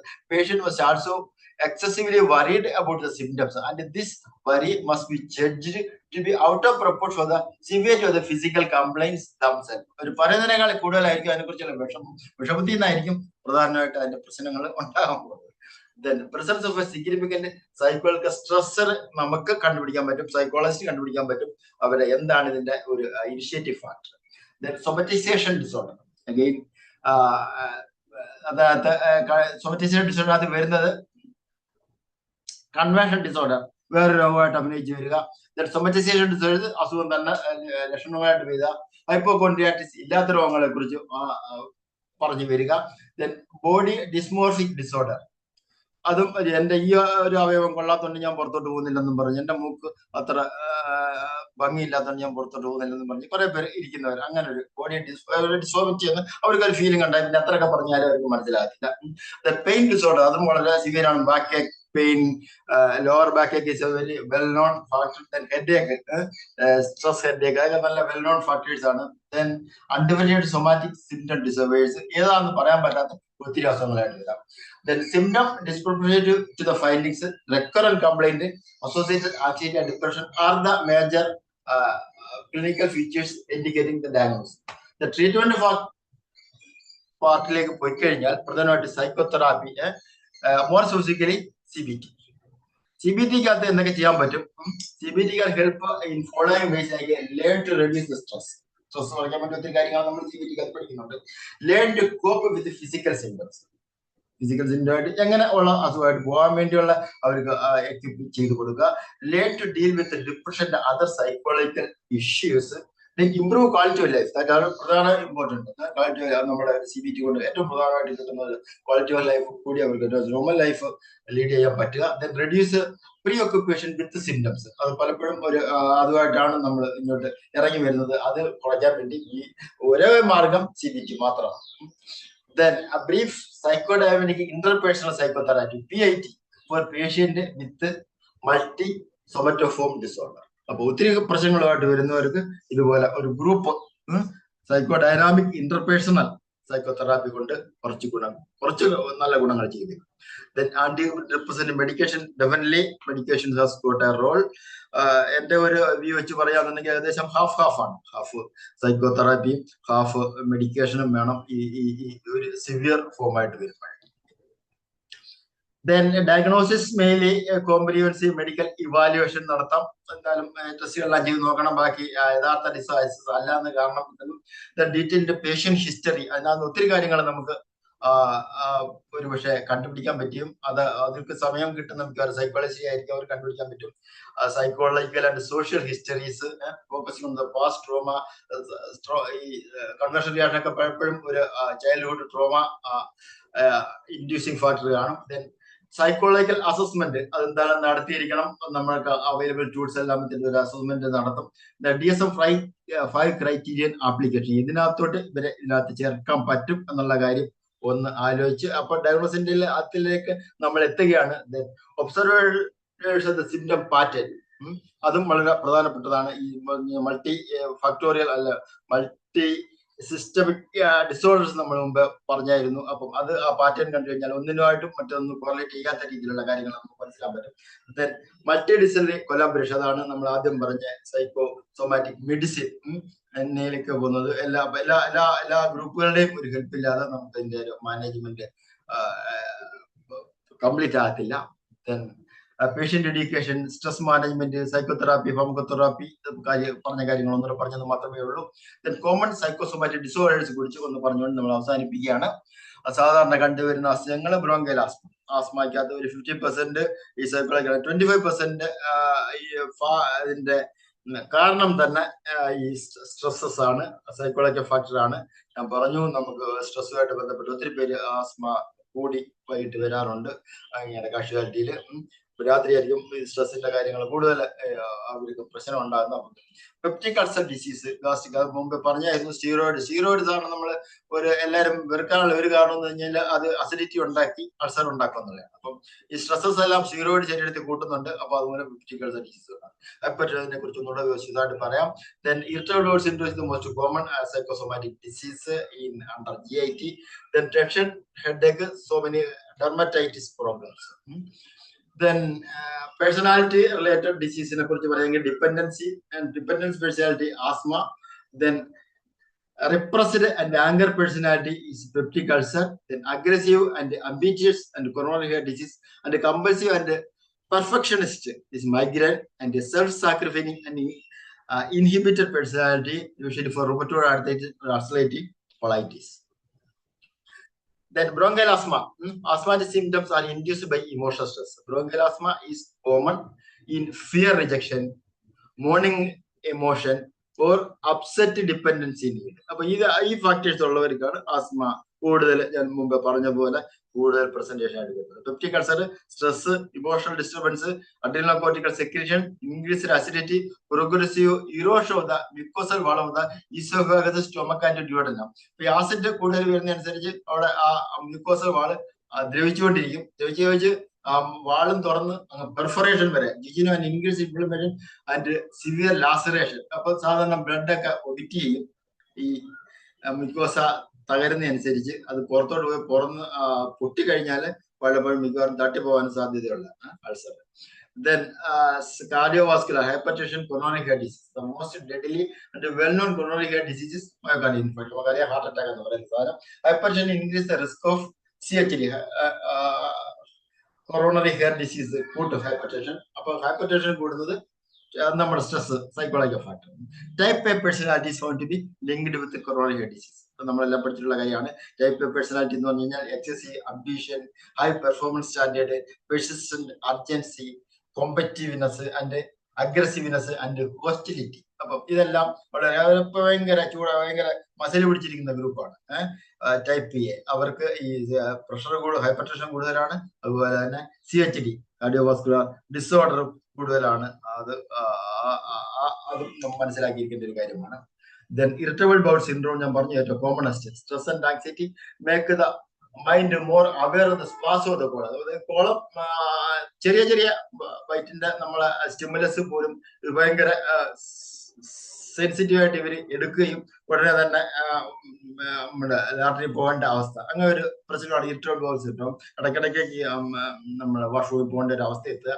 അപ്പം അത് ഒക്കെ ഈ ഒരു സ്ട്രെസ് റിലേറ്റഡ് ആണ്. IBS may be triggered by the immune system which is affected by the stress. അപ്പൊ അതും ഒരു ഫാക്ടറായിട്ട് ഇതിനകത്തുണ്ട്. ഡയറക്റ്റ് ന്യൂറോളജി അല്ലാതെ നമ്മുടെ ഹോർമോണൽ ഫാക്ടറും ഇതിന്റെ അഗ്രിവേഷൻ ആണ് ഇറിറ്റബിൾ സിൻഡ്രോം. ഇതിന് അൾസറേറ്റീവ് കൊളൈറ്റിസ് അടുത്ത ഭാഗമാണ്. അടുത്ത second most common ulcerative colitis. നമ്മൾ വലിയൊരു സിൻഡ്രോം, വലിയൊരു അസുഖമായിട്ട് പറഞ്ഞാൽ അതിനകത്ത് സൈക്കോളജി ഒരു പ്രധാന ഫാക്ടർ എന്നുള്ള കാര്യം ഇപ്പോഴാണ് ഞാൻ പോലും മനസ്സിലാക്കിയത്. Patient with predominance of the compulsive personality trait, narcissistic personality trait, orderly, clean and punctual, hyper intellectual and inhibited in expressing their anger are associated with ulcerative colitis. അപ്പൊ ഇങ്ങനെ അടിച്ച് എല്ലാ വികാരങ്ങളും ആഗ്രഹങ്ങളും അല്ലെങ്കിൽ ദേഷ്യം എല്ലാം പിടിച്ച് അടക്കി വെക്കുന്നവർക്ക് ഉണ്ടാകുന്ന ഒരു പ്രശ്നം ulcerative colitis. Then disturbed personal relation resulting feeling of helpless and hopelessness, അതും ഈ അൾസറേറ്റീവ് കൊളൈറ്റിസ് ആൾക്കാർക്ക് കൂടുതലായിട്ട് കണ്ടുവരുന്നുണ്ട്. Personality, interpersonal relations, the stress, grief, anxiety, disappointment, guilt, frustrations, emotion suppression triggers hypothalamus, pituitary, thyroid axis, adrenal axis, which produces a lowering immunity, which can also precipitate or aggravate ulcerative colitis symptoms. Migraine and head tension related headache. A severe recurrent headache, usually affecting only one side of the head, that is characterized by the sharp throbbing pain and is often accompanied by nausea, vomiting, sensitive light and visual disturbance. മൈഗ്രെയിൻ്റെ ആ ഒരു feature എല്ലാം നമ്മൾ അറിഞ്ഞിരിക്കണം. കാരണം ഇതിനകത്ത് psychological factor ഉണ്ട്. തലവേദന കൊണ്ടു നടക്കുന്നവർ, വർഷങ്ങളായിട്ട് കൊണ്ടു നടക്കുന്നവർക്ക് ഈ ഒരു ഫാക്ടർ ഉണ്ടെങ്കിൽ again the psychology factor is more with migraine. So അതിനകത്ത് കാര്യങ്ങൾ പ്രധാനമായിട്ട് പറഞ്ഞത് ഷാർപ്പ് നോസിയ, വോമിറ്റിംഗ്, ഒരു തലയുടെ ഒരു വശം മാത്രമായിരിക്കും വേദന ഉണ്ടാകുന്നത്. അതോടൊപ്പം തന്നെ ഛർദിലും ഉണ്ടാകും. അത് പ്രധാനമായിട്ട് സ്ട്രെസ്ഫുൾ പീരീഡ് എന്ന് പറയുന്നത് നമ്മൾ പ്രീ മെൻസ്ട്രൽ ടെൻഷൻ പീരീഡിൽ ഒക്കെ ഇത് കൂടുതലായി ഉണ്ടായി വരുന്നുണ്ട്. അല്ലെന്നുണ്ടെങ്കിൽ visual and light disturbance, cinema കണ്ടു കഴിയുമ്പോൾ ഒത്തിരി നേരം ഈ ഫ്ലക്കറിങ് ലൈറ്റ് കാണുമ്പോൾ, അങ്ങനെയൊക്കെയുള്ള പ്രശ്നങ്ങൾ, TV കാണുമ്പോൾ ഒക്കെ ഇതൊക്കെ അഗ്രിവേറ്റ് ചെയ്ത് വരാം. The vasodilation brain causes inflammation that results in pain, but the exact cause is known. അപ്പൊ വാസോഡൈലേഷൻ ഇതിന്റെ ഒരു കാര്യമായിട്ട് കണ്ടുപിടിച്ചിട്ടുണ്ടെങ്കിൽ എന്തുകൊണ്ട് ഇത് ഉണ്ടാകുന്നു? വാസോഡൈലേഷൻ ഞങ്ങൾക്ക് പറയുന്നുണ്ട്. കാരണം ഞങ്ങളുടെ ഈ കാർബൺ ഡൈ ഓക്സൈഡ് ഒരു വാസോഡൈലേറ്ററാണ്. ആസ്മയ്ക്ക് ഓക്സിജൻ കുറഞ്ഞ് കാർബൺ ഡൈ ഓക്സൈഡ് കൂടുമ്പോൾ ഈ വാസോഡൈലേറ്റർ തലയ്ക്കകത്ത് ഈ ബ്ലഡ് വെസൽസ് ഡയലേറ്റ് ചെയ്യുമ്പോൾ കൂടുതൽ ഇൻഫ്ലമേഷൻ ഉണ്ടായി തലവേദനയായിട്ട്. അപ്പം ആസ്മ ഉള്ളവർക്ക് തലവേദന എന്ന് പറയാനുള്ള ഒരു കാരണം ഈ വാസോഡൈലേഷൻ, ആ വാസോഡൈലേഷൻ തന്നെയാണ് നിങ്ങളുടെ. അപ്പൊ ട്രീറ്റ്മെന്റ് മാനേജ്മെന്റിനകത്ത് CBT പറഞ്ഞു. Then mindfulness based stress reductions, നമ്മുടെ ഇൻസ്റ്റിറ്റ്യൂഷന്റെ ഒരു ഭാഗമാണ് മൈൻഡ്ഫുൾനെസ്. അപ്പൊ അത് ഇതിനകത്ത് ഒരു ഗുണം ചെയ്യുന്ന ഒരു ഫാക്ടറാണ്. ദെൻ ആന്റി ഡിപ്രസീവ് മെഡിക്കേഷൻ കാര്യം ഞാൻ പറഞ്ഞു തന്നെ വേണ്ടി വരും. കുറച്ച് തന്നെ സൈക്കോ ഡൈനാമിക് തെറാപ്പി ഉണ്ട്. Life style modifications, relaxation technique, meditation പോലെ കാര്യങ്ങൾ. Then patient education awareness is very important. അപ്പോൾ ഇതിനെക്കുറിച്ച് അവരെ കൊണ്ട് പറഞ്ഞു മനസ്സിലാക്കി കഴിഞ്ഞാൽ അതുകൊണ്ട് പകുതി അസുഖങ്ങൾ മാറും. ദെൻ മൾട്ടി ഡിസിപ്ലിനറി കെയർ, ഞാൻ ആദ്യം പറഞ്ഞതിന്റെ കൂട്ട് സൈക്കോസൊമാറ്റിക് മെഡിസിൻ എന്നുള്ള ഭാഗത്തിലേക്ക് പോവുകയാണ്. ഫിസിഷ്യൻ എന്നുള്ള രീതിയിൽ നമുക്ക് ഒരു എമ്പതറ്റിക് ഔട്ട്ലുക്ക് വേണം പേഷ്യൻസിനടുത്ത്. അവരുടെ പ്രശ്നം കൊണ്ടല്ല ഇതുണ്ടായെന്നുള്ള കാര്യം മനസ്സിലാക്കിക്കൊണ്ട് റീഅഷുറൻസ് ഞാൻ പറഞ്ഞു. പേഷ്യൻസ് അവയർനെസ് വന്നു കഴിഞ്ഞാൽ പകുതി ഗുണം കിട്ടും. The integrated physico bio psychological approach. അപ്പൊ അത് രണ്ടുകൂടെ ചേർത്തുകൊണ്ട്, ബയോളജിക്കൽ ആൻഡ് സൈക്കോളജിക്കൽ അപ്രോച്ച് രണ്ടുകൂടെ ചേർത്തുകൊണ്ട് മാത്രമാണ് നമുക്ക് ഒരു. അപ്പം കൺക്ലൂഷൻ എന്ന് പറഞ്ഞാൽ early recognition and holistic care. അത് പറഞ്ഞു എൻ്റെ പേഷ്യന്റ് ആസ് ആൻ എൻ്റെ ഇൻഡിവിജ്വൽ. അപ്പൊ അതനുസരിച്ചാണ് മൾട്ടി ഡിസിപ്ലിനറി ഇതിനകത്ത് വരുന്നത്. Holistic care improve outcome of the psychosomatic disorder. അപ്പം അവന്റെ ആൾക്കാരെ എല്ലാം ആവശ്യപ്പെട്ട എല്ലാവരെയും ഉൾപ്പെടുത്തിക്കൊണ്ട് നേരത്തെ കണ്ടുപിടിച്ച് ചികിത്സിച്ചു കഴിഞ്ഞാൽ good outcome can expect from psychosomatic diseases. അപ്പൊ അതിനെ പേടിക്കേണ്ട കാര്യമല്ല എന്നുള്ള കാര്യമാണ് ഇത്രയും നാള് ഞാൻ പറഞ്ഞു വന്നത്. ഇത്രയും നേരം എന്നെ ശ്രവിച്ച എല്ലാവർക്കും എൻ്റെ നന്ദിയും കടപ്പാടും സ്നേഹവും അറിയിക്കുകയാണ്. Thank you sir, thank you very much. വളരെ ക്രിയാത്മകമായ ഒരു ക്ലാസ് ആയിരുന്നു എന്ന് പറയാം. കാരണം സൈക്കോസൊമാറ്റിക് എന്ന് പറയുന്നത് വളരെ പ്രാധാന്യം, പ്രത്യേകിച്ച് നമ്മൾ സൈക്കോളജി റിലേറ്റഡ് ആയിട്ടുള്ള വിഷയങ്ങളിൽ സൈക്കോസൊമാറ്റിക് രോഗങ്ങൾ നമ്മൾ പോലും അറിയാതെ നമ്മളിലേക്ക് സന്നിവേശപ്പെടുന്നതാണ്. സാർ അതിൻ്റെ വളരെ ഡീറ്റെയിൽ ആയിട്ട് ഒരു മെഡിക്കൽ തലത്തിൽ സാർ അത് വളരെ എക്സ്പ്ലെയിൻ ചെയ്തു. പക്ഷേ സൈക്കോളജി ബേസ്ഡ് ആയിട്ട് നമ്മൾ ചിന്തിക്കുമ്പോൾ ഇത്രയും ചിന്തിക്കാറില്ല. പക്ഷെ അത് വളരെ കൃത്യമായിട്ട് സാധ്യതകളെല്ലാം പറഞ്ഞു. അതിൽ പ്രധാനമായിട്ടും genetic disposition, neuro transmitter problem, അതുപോലെ തന്നെ HPA axis, that is hypothalamus, pituitary and adrenal axis, അതുപോലെ സൊമറ്റൈസേഷൻ ഡിസോർഡേഴ്സ്, ഇങ്ങനെയുള്ള പലതരത്തിലുള്ള ശ്രേണികളെക്കുറിച്ച് സാർ പറഞ്ഞു. പ്രധാനപ്പെട്ട രോഗങ്ങൾ, ഈ രോഗങ്ങൾ ഉണ്ടാകുമ്പോൾ തന്നെ ശാരീരികവും മാനസികവുമായ തലങ്ങൾ പ്രശ്നമുണ്ടാക്കും. പ്രത്യേകിച്ച് bronchial asthma, peptic ulcer, hypertension, stress, irritable bowel syndrome, tension, headache or migraines, dermatisation, ഇങ്ങനെയുള്ള സാധാരണ ലക്ഷണ രോഗങ്ങൾ ഈ ഇതുമായിട്ട് ബന്ധപ്പെട്ട് മുന്നോട്ട് പോകുന്നു എന്ന് പറഞ്ഞു. ഡയഗ്നോസിസിനെ സംബന്ധിച്ചിടത്തോളം വളരെ കൃത്യമായിട്ട് അത് എങ്ങനെയാണ് ഡയഗ്നോസ് ചെയ്യേണ്ടതെന്ന് പറഞ്ഞു. അതുപോലെ തന്നെ പലതരത്തിലുള്ള സൊല്യൂഷൻസും സാർ പറഞ്ഞു. സൈക്കോതെറാപ്പി, അതിൽ തന്നെ CBT, mindfulness, relaxation techniques, psycho education, multi disciplinary care. അതിനൊപ്പം 50-50 ആണ് സാർ പറഞ്ഞത്. സൈക്കോതെറാപ്പിക്കൊപ്പം 50% മെഡിക്കേഷനും കൂടെ ചേരുമ്പോഴാണ് രോഗത്തിൻ്റെ ശക്തി കുറയ്ക്കാൻ പറ്റുന്നത്. ഒരു കൗൺസിലർ അല്ലെങ്കിൽ ഒരു ഡോക്ടർ എങ്ങനെയാണ് പെരുമാറേണ്ടതെന്ന് വളരെ കൃത്യമായിട്ട് പറഞ്ഞു. നല്ല എമ്പത്തറ്റിക് ആയിരിക്കണം, ഒരു റീഅഷുറൻസ് ഉണ്ടായിരിക്കണം. അപ്പം ഇങ്ങനെ സമൂലമായ രീതിയിൽ ഈ പറയുന്ന രോഗം ഇതൊരു മാനസിക രോഗമാണെന്ന് പറയാം അല്ലേ. ഈ രോഗത്തിൽ നിന്ന് ശാരീരികമായ രോഗത്തിലേക്ക് പുറപ്പെടാതെ അതിനെ ശ്രദ്ധിക്കുക. തീർച്ചയായിട്ടും ലൈഫ് സ്റ്റൈലിന് ഇതൊരു വലിയ ഫാക്ടർ ഉണ്ട് എന്ന് വേണം. തീർച്ചയായിട്ടും ഒരു ചോദ്യമായിട്ട് വരുമ്പോൾ ഞാൻ അതിനെക്കുറിച്ചും കൂടെ ചോദിക്കാം. അപ്പം ഇന്ന് ഈ ക്ലാസ് എടുത്ത വേണുഗോപാൽ സാറിന് തീർച്ചയായിട്ടും ഒരു വലിയ നന്ദി പറയുകയാണ്. PCTA ഭാഗമായിട്ട് ഞങ്ങൾ സൈക്കോളജിസ്റ്റ് ആൻഡ് കൗൺസിലേഴ്സ് ആൻഡ് ട്രെയിനേഴ്സിൻ്റെ ആ ഒരു വലിയ എഫേർട്ടാണിത്. അപ്പോൾ അതിൻ്റെ ഭാഗമായിട്ട് ഏറ്റവും പ്രധാനപ്പെട്ട മാനസിക രോഗത്തിൽ നിന്ന് ശാരീരിക രോഗത്തിലേക്ക് എത്തിക്കുന്ന ഈ രോഗത്തിനെ കൃത്യമായിട്ട് മെരുക്കാനുള്ള ഒരു പരിശീലനമാണ് സാറിലൂടെ ലഭിച്ചത്. അപ്പോൾ PCTA സ്റ്റേറ്റിൻ്റെ ഭാഗമായിട്ട് സാറിന് പ്രത്യേകം നന്ദിയും സ്നേഹവും അറിയിക്കുകയാണ്. അതോടൊപ്പം ഇവിടെ ചേർന്ന് വന്നിരിക്കുന്ന പല ജില്ലകളിലുള്ള പ്രധാനപ്പെട്ട കമ്മിറ്റി അംഗങ്ങൾ, അതുപോലെ എക്സിക്യൂട്ടീവ്സ്, അതുപോലെ വൈസ് പ്രസിഡന്റ് ജോസഫ് ജോൺ സാറിൻ്റെ വൈസ് പ്രസിഡന്റ്, സ്റ്റേറ്റിൻ്റെ, അതുപോലെ ഓരോരുത്തരും അവരുടെയൊക്കെ പേരിൽ പ്രത്യേകം സാറിന് നന്ദി പറയുന്നു. അതോടൊപ്പം കടന്നു വന്ന എല്ലാവരെയും, സ്റ്റേറ്റ് ലീഡേഴ്സ്, അതുപോലെ തന്നെ ഡിസ്ട്രിക്ട് ലീഡേഴ്സ്, അതുപോലെ തന്നെ കേൾക്കാനായിട്ട് വന്ന അംഗങ്ങൾ, PCTA അംഗങ്ങൾക്ക് എല്ലാവർക്കും നന്ദിയും സ്നേഹവും അറിയിക്കുകയാണ്. ഇനി നിങ്ങൾക്ക് എന്തെങ്കിലുമൊക്കെ ചോദ്യങ്ങളുണ്ടെങ്കിൽ ചോദിക്കാം. അപ്പം ഞാൻ ചോദിച്ച പോലെ ഞാൻ തന്നെ ആദ്യം ഒരു ചോദ്യം ചോദിക്കാം. വേണുഗോപാൽ സാർ, ഈ ലൈഫ് സ്റ്റൈല് സൈക്കോസൊമാറ്റിക്കിന്റെ ഒരു പ്രധാനപ്പെട്ട ഭാഗമല്ലേ?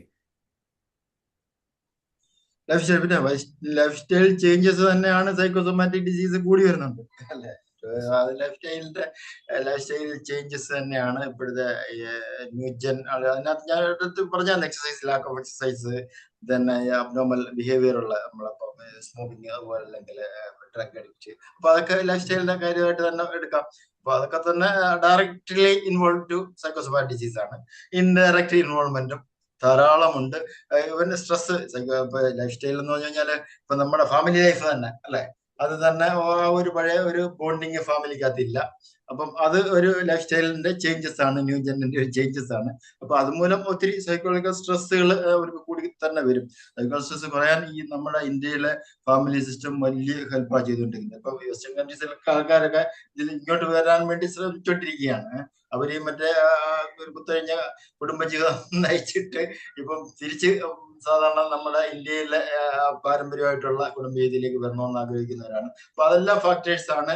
ലൈഫ് സ്റ്റൈൽ ചേഞ്ചസ് തീർച്ചയായിട്ടും നമുക്ക് ഒരു ഹെൽത്തി ലൈഫ് സ്റ്റൈൽ ഫോളോ ചെയ്യാന്നുണ്ടെങ്കിൽ തീർച്ചയായിട്ടും സൈക്കോസൊമാറ്റിക് ഡിസീസ് മാത്രമല്ല എല്ലാ ഫിസിക്കൽ ഡിസീസിനും ഗുണം ചെയ്യും. അതുപോലെ തന്നെ സൈക്കോസൊമാറ്റിക് തീർച്ചയായിട്ടും ഗുണം ചെയ്യും. ഞാൻ പറഞ്ഞ സൈക്കോളജി ഫാക്ടർ ഓൾമോസ്റ്റ് എല്ലാ ഡിസീസിനും ഒരു ഇൻഡ്യൂസീവ് ഫാക്ടർ ആയിട്ട് എടുത്തുകൊണ്ടാണ്.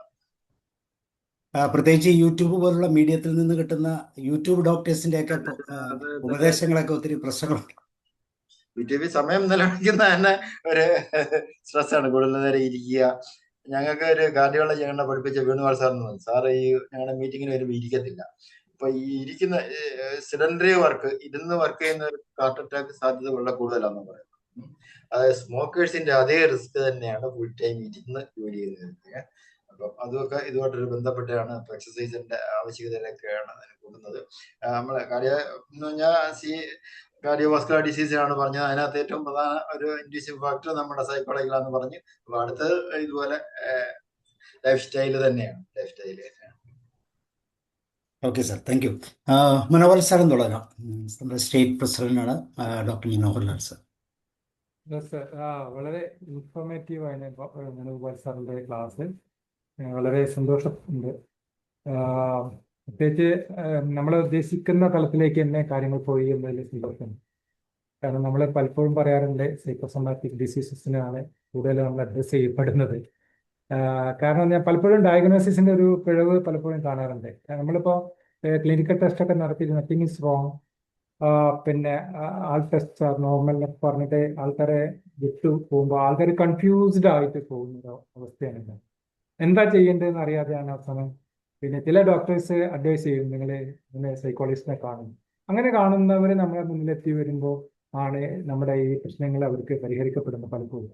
അപ്പോൾ അതുകൊണ്ട് ഒരു ഹോളിസ്റ്റിക് അപ്രോച്ചിൽ പിന്നെ ഫിസിക്കലായ ഡോക്ടേഴ്സും സൈക്കോളജിക്കലായ ഡോക്ടേഴ്സും തമ്മിലുള്ള ഒരു ഒരു ഒരു നെറ്റ്വർക്ക് ശരിക്കും ആവശ്യമുണ്ട്. നമ്മളൊക്കെ ഇവിടെ ചെയ്യുന്നത് അങ്ങനെയാണ്. കാരണം നമ്മൾ ചില കേസുകളിൽ നമുക്ക് മെഡിസിൻ കൊടുക്കണം, അപ്പോൾ നമുക്ക് തന്നെ സൈക്കാട്രിയിലേക്ക് നമുക്ക് റെഫർ ചെയ്യും, സൈക്കാട്രിസ്റ്റ് ഇങ്ങോട്ടും റെഫർ ചെയ്യും. അങ്ങനെ ഒരു ബോണ്ടിങ്, ഒരു പരസ്പര ധാരണ ഉണ്ടെങ്കിൽ ഒരുപാട് അസുഖങ്ങൾ മാറ്റിയെടുക്കാൻ കഴിയുന്നതാണ് നമ്മുടെ ക്ലിനിക്കൽ അനുഭവങ്ങൾ നമുക്ക് മനസ്സിലാക്കാൻ പറ്റുന്നുണ്ട്.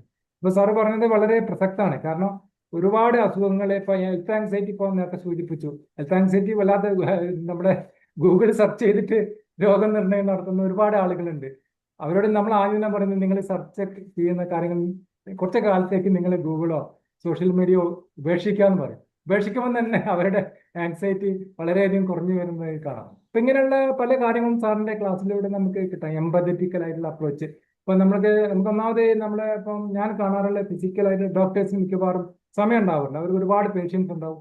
ഒരു സൈക്കാട്രിയിൽ തന്നെ പോയാൽ ആളുകൾ പറയാറുണ്ട്, സാർ അവിടെ പോയിട്ട് ഒരു മെഡിസിൻ എഴുതി ഞാൻ പറയുന്നത് അവിടെ കേൾക്കാൻ പോലും സാറിന് സമയമില്ല. അപ്പൊ നമ്മൾ പറയാം അവർ തിരക്കാണ്.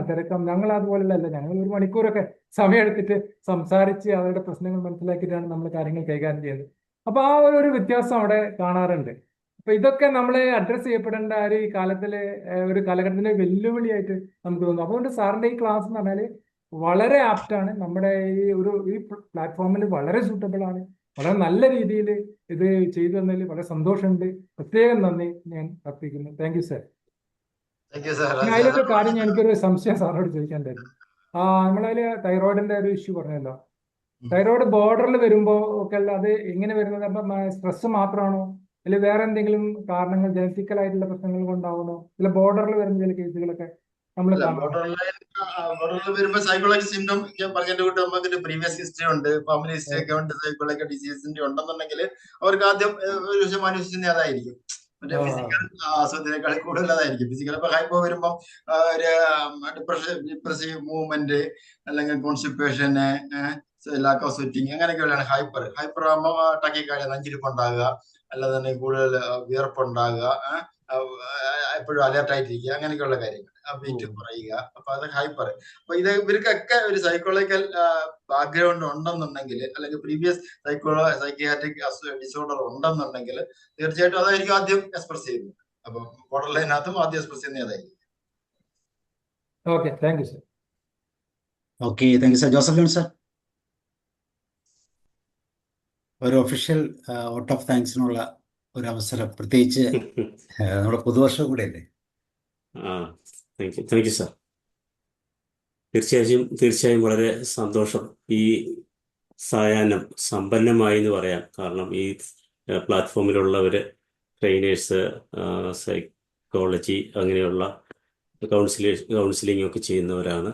അവർക്കൊരു ബൂസ്റ്റാണ്, ഒരു എനർജൈസറാണ് എന്ന് കിട്ടിയ അറിവുകൾ എന്ന് പറയുവാൻ ഞാൻ ആഗ്രഹിക്കുകയാണ്. സാറിന് പ്രത്യേകം, ഡോക്ടർ വേണുഗോപാൽ സാറിന് പ്രത്യേകം അതിന് നന്ദി പറയുകയാണ്. കാരണം ഇത്രയും അനുഭവ സമ്പത്തുള്ള ഒരാളിൽ നിന്ന് കേൾക്കുമ്പോൾ അതിന് ഒരു ആധികാരികതയും ഞങ്ങൾ കൽപ്പിക്കുന്നു എന്നുള്ളതാണ്. പിന്നെ ഈ ഇന്നത്തെ ക്ലാസ്സിൽ പങ്കെടുത്ത എല്ലാവർക്കും ഔദ്യോഗികമായിട്ട് നന്ദി പറയുകയാണ്. നമ്മുടെ സ്റ്റേറ്റ് പ്രസിഡന്റ് ഉൾപ്പെടെയുള്ളവരുടെ സന്നിഹിതരാണ്. വൈസ് പ്രസിഡന്റ്, സെക്രട്ടറി എല്ലാവരും ഉണ്ടായിരുന്നു. അതുപോലെ സ്പെഷ്യലായിട്ട് എന്ന് വന്നിട്ടുള്ള കുറേ വ്യക്തികളുമുണ്ട്. എല്ലാവർക്കും ഹൃദയത്തിൻ്റെ ഭാഷയിൽ നന്ദി പറയുന്നു. എനിക്കൊരു ചോദ്യം ചോദിക്കാനുള്ളത്, ഈ സൈക്കോസൊമാറ്റിക് ഡിസീസും കുട്ടികളും ഇതിൻ്റെ ഏജിൻ്റെ വേരിയേഷൻ എങ്ങനെയാണ് നമുക്ക് കണക്കാക്കാൻ പറ്റുക? കുട്ടികളിൽ ഇത് എങ്ങനെയാണ് പ്രതിഫലിക്കുക? അതുപോലെ തന്നെ ഏത് ഏജ് ലെവലിലാണ് കൂടുതൽ എന്നുള്ളതൊക്കെ ഒന്ന് പറഞ്ഞാൽ ഉപകാരമായിരുന്നു. Thank you. ഏജിലും വരാം, ഏതേജിലും വരാം. എനിക്ക് പക്ഷേ ഒത്തിരി ഞാൻ മറ്റേ സാറ് പറഞ്ഞതിന്റെ കൂട്ട് ഈ അങ്ങോട്ട് ഇന്റർ ഡിസിപ്ലിനറി റെഫറൻസ് കൊടുക്കാറുള്ള ഒരാളാണ് ഞാൻ. അപ്പൊ എപ്പോഴും ഇതുപോലെ കഫ്, ചുമ, ചില പിള്ളേർ ചുമ പോയാൽ മൊത്തം ഭയങ്കര ചുമ, ഉറങ്ങുമ്പോൾ ചുമ കാണത്തില്ല. അപ്പോഴേ മനസ്സിലായി സൈക്കോളജിക്കലാണ്. അപ്പൊ എന്തുകൊണ്ടത് കാരണം കണ്ടിട്ട് സൈക്കോളജിസ്റ്റിനെ പറ്റത്തുള്ളൂ. ഞാൻ അപ്പൊ മെഡിക്കൽ സൈക്കോളജിസ്റ്റിന്റെ അടുത്ത് വിടാറുണ്ട്. അപ്പൊ അതെല്ലാം കുട്ടികളായിരുന്നു, കൊച്ചു കുട്ടികൾ. അതായത് പുറത്തിരിക്കുമ്പോ വന്ന് നമ്മുടെ കൺസൾട്ടന്റ് പുറത്തിരിക്കുമ്പോൾ തന്നെ മനസ്സിലാകും ഇവൻ സൈക്കോളജിക്കൽ കഫാണ് ചുമച്ചുകൊണ്ടിരിക്കുന്നത്. അതിന്റെ ഒറ്റ ചോദ്യം കൊണ്ട് അത് മനസ്സിലാകുകയും ചെയ്യും. അവൻ ഉറക്കത്തിൽ ചുമയുണ്ടോ ഇല്ല. അപ്പം ഉറക്കത്തിൽ അവന് യഥാർത്ഥ അസുഖമുള്ള ചുമയാണെങ്കിൽ ഉറക്കത്തിലും ചുമക്കുന്നത്. അപ്പൊ ആ ചുമയില്ല. അങ്ങനെയുള്ളവരെ ഒരു ക്രോസ് റെഫറൻസ് വിടാറുണ്ട്. അപ്പൊ ഏജ് ഇതിനൊരു ഫാക്ടർ അല്ല. എനി ഏജിൽ കൗൺസിലിംഗ് പഠിക്കുന്നവർക്ക് ഒരു അവകാശം എനിക്ക് പറയാനുള്ളത്, ഇത് കുട്ടിയുടെ കാര്യങ്ങളിലും നമ്മൾ എന്തായാലും ബോധവാന്മാരായിരിക്കണം. കുട്ടികൾക്ക് ഏത് പ്രായത്തിലും ഇതുണ്ടാകാം. സ്ട്രെസ്സുകൾ ജനിച്ചു വീഴുന്ന ഒറ്റ സ്ട്രെസ്സുകളുണ്ട്. എനിക്ക് പാല് അമ്മ കൊടുത്തില്ലെന്നുണ്ടെങ്കിൽ എന്റെ സ്ട്രെസ്സാണ്. പാല് കൊടുക്കാത്ത അമ്മമാരുണ്ട്. പോസ്റ്റ്മോർട്ടം ബ്ലൂസ് പറഞ്ഞ പോലെയല്ല, പോസ്റ്റ്മോർട്ടം ബ്ലൂസും ഡിപ്രഷനും ഒക്കെ ഉള്ളവർ കൊടുക്കത്തില്ല. അപ്പൊ അന്തരത്തൊട്ട് കൊച്ചിന് സ്ട്രെസ്സുകളുണ്ട്. അപ്പൊ അത് പല രീതിയിൽ അത് എക്സ്പ്രസ് ചെയ്യപ്പെടും. സൊമറ്റൈസേഷൻ ആകാം, അല്ലെന്നുണ്ടെങ്കിൽ ഹൈപ്പോകോൺഡ്രിയാസ് ആകാം, ഏത് രീതിയിലും അത് എക്സ്പ്രസ് ചെയ്യപ്പെടാം. അപ്പം എല്ലാ പ്രായത്തിലും ഇത് ഉണ്ടാകാം. ഏജ്ഡ് ആൾക്കാർക്ക് എങ്കിലും അഡോളസൻസിനാണ് ഇത് കൂടുതൽ. അഡോളസൻസ് വാളറബിൾ ഒരു മെന്റൽ സ്റ്റാറ്റസ് ആണ്. അപ്പൊ സ്ട്രെസ്സുകളൊക്കെ കൂടുതൽ സെൻസിറ്റീവ് ആണ് അവര്. അപ്പൊ ഞാൻ പറഞ്ഞ സെൻസിറ്റിവിറ്റി ഒരു കാര്യം പറഞ്ഞായിരുന്നു. സെൻസിറ്റിവിറ്റി കൂടുന്നതനുസരിച്ച് റെസ്പോൺസും കൂടും. ചില ഷൈ പേഴ്സണാലിറ്റി ഉള്ളവർക്ക് ആരെങ്കിലും കളയാൻ കഴിഞ്ഞാൽ പെട്ടെന്ന് സെൻസിറ്റീവ് ആവും. അപ്പൊ അവരൊരു മറ്റൊരു അസുഖമായിട്ടായിരിക്കും നമ്മുടെ അടുത്ത് പ്രസന്റ് ചെയ്യുന്നത്. അങ്ങനെ അത് ഒരു പ്രശ്നമല്ല, ഏത് പ്രായത്തിലും ഉണ്ടാകാം. എല്ലാ പ്രായക്കാർക്കും നമ്മള് കെയർ കൊടുക്കും. Okay, thank you sir. Paul sir. Good evening doctor Venugopal. എനിക്ക് ഡോക്ടറിന്റെ ടോക്കിൽ നിന്ന് വളരെയധികം ഇൻസൈറ്റുകൾ ലഭിച്ചിട്ടുണ്ട്. എനിക്ക് വളരെയധികം സന്തോഷം തോന്നിയത് ഞങ്ങളുടെ കൂട്ടായ്മയിലേക്ക് വരണം എന്നുള്ളൊരു ആഗ്രഹം ഡോക്ടർ പ്രകടിപ്പിച്ചു. അത് എന്നെ കുറിച്ച് പറയാനായിട്ടാണെങ്കിൽ ഞാനിപ്പോൾ കടന്നുപോയ ഒരു സിറ്റുവേഷനിൻ്റെ ഒരു അനുഭവത്തിൽ കൂടി ഞാൻ സാറിനോട് പറയുകയാണ്. ഞാൻ സാറ് റെസ്പിറേറ്ററി മെഡിസിൻ്റെ ആളായതുകൊണ്ട് കൂടിയാണ് ഞാനത് ഇവിടെ പറയാനായിട്ട് കൂടുതൽ ഇൻട്രസ്റ്റ് എടുക്കുന്നത്. കാരണം എനിക്ക് ഇതുപോലെ വളരെ വർഷങ്ങളായിട്ട് സൈനസൈറ്റിസും ഇതുമെല്ലാം ഇങ്ങനെ ചുമയൊക്കെ ആയിട്ട് ഇങ്ങനെ പോവുമായിരുന്നു. അപ്പോൾ പല ഡോക്ടർമാരെ കാണും, ഫിസിക്കൽ മെഡിസിനിൽ കാണുമ്പോഴേക്കും അവർ വാസ്തവത്തിൽ അതിൻ്റെ സൊമാറ്റിക് സൈക്കോളജിക്കൽ ഭാഗങ്ങളെക്കുറിച്ച് ആർക്കും ശ്രദ്ധയില്ല. അവർ മെഡിസിൻ തരും, ഞാൻ മെഡിസിൻ കൊണ്ടുപോകും, ഇത് പോകത്തില്ല, ഇങ്ങനെ കൊണ്ടുനടക്കുകയായിരുന്നു. സൈക്കോളജി പഠിക്കാൻ തുടങ്ങിയപ്പോഴാണ് എനിക്ക് ഇതിൻ്റെ അകത്ത് അങ്ങനത്തെ ഒരു ഭാഗമുണ്ടെന്നുള്ളത് മനസ്സിലാക്കുകയും എനിക്ക് സെൽഫ് ക്യൂറിനെ കുറിച്ച് ചിന്തിക്കാൻ സാധിക്കുകയും ചെയ്തു. അപ്പോൾ ഈ അടുത്തിടയ്ക്ക് വളരെ ഒരു കൊല്ലത്തിനകത്ത് ഒരു പൾമണോളജിസ്റ്റിനെ കാണാനുള്ള സാഹചര്യം ഉണ്ടായി. അപ്പോൾ പുള്ളിയും ആക്ച്വലി എനിക്ക് മെഡിസിൻ പാർട്ട് അതിൻ്റെ അകത്ത് ഉണ്ടെന്നുള്ളത് സാറ് പറഞ്ഞപ്പോഴേക്കും അംഗീകരിക്കാതിരിക്കാൻ പറ്റില്ല. കറക്റ്റായിട്ടുള്ള മെഡിസിനുകൾ കിട്ടുകയും അതിൻ്റെ കൂട്ടത്തിൽ ഈ സൈക്കോളജിക്കൽ സപ്പോർട്ടും കൂടി കൊടുക്കാൻ സാധിക്കുമെങ്കിൽ വളരെയധികം എളുപ്പം ഇതിൽ നിന്ന് രക്ഷപ്പെടാനായിട്ട് സാധിക്കും, ഇങ്ങനെയുള്ള രോഗങ്ങളിൽ നിന്ന്.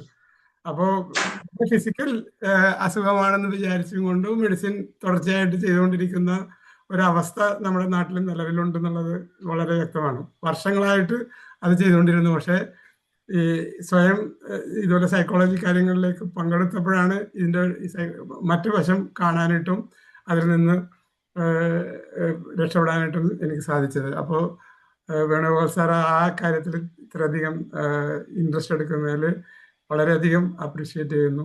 തീർച്ചയായിട്ടും ഞങ്ങളുടെ കൂട്ടത്തിലേക്ക് വരണമെന്ന് അഭ്യർത്ഥിക്കുകയും ചെയ്യുന്നു. Thank you doctor. തീർച്ചയായിട്ടും നിങ്ങളുടെ ഈ ഒരു സൈക്കോളജി ഒന്നും വേണ്ട, ഈ ഒരു പ്രായമായ ഒരു കൂട്ടായ്മ തന്നെ അത് തന്നെ ഒരു വലിയ സന്തോഷം ഉണ്ടാകുന്ന കാര്യമാണ്. ഒരു സൈഡ് ബിസിനസ് ആയിട്ട് പോയാൽ മതി എന്ന് എന്റെ അഭിപ്രായം. Welcome sir. Doctor Tenny unmute ചെയ്യൂ.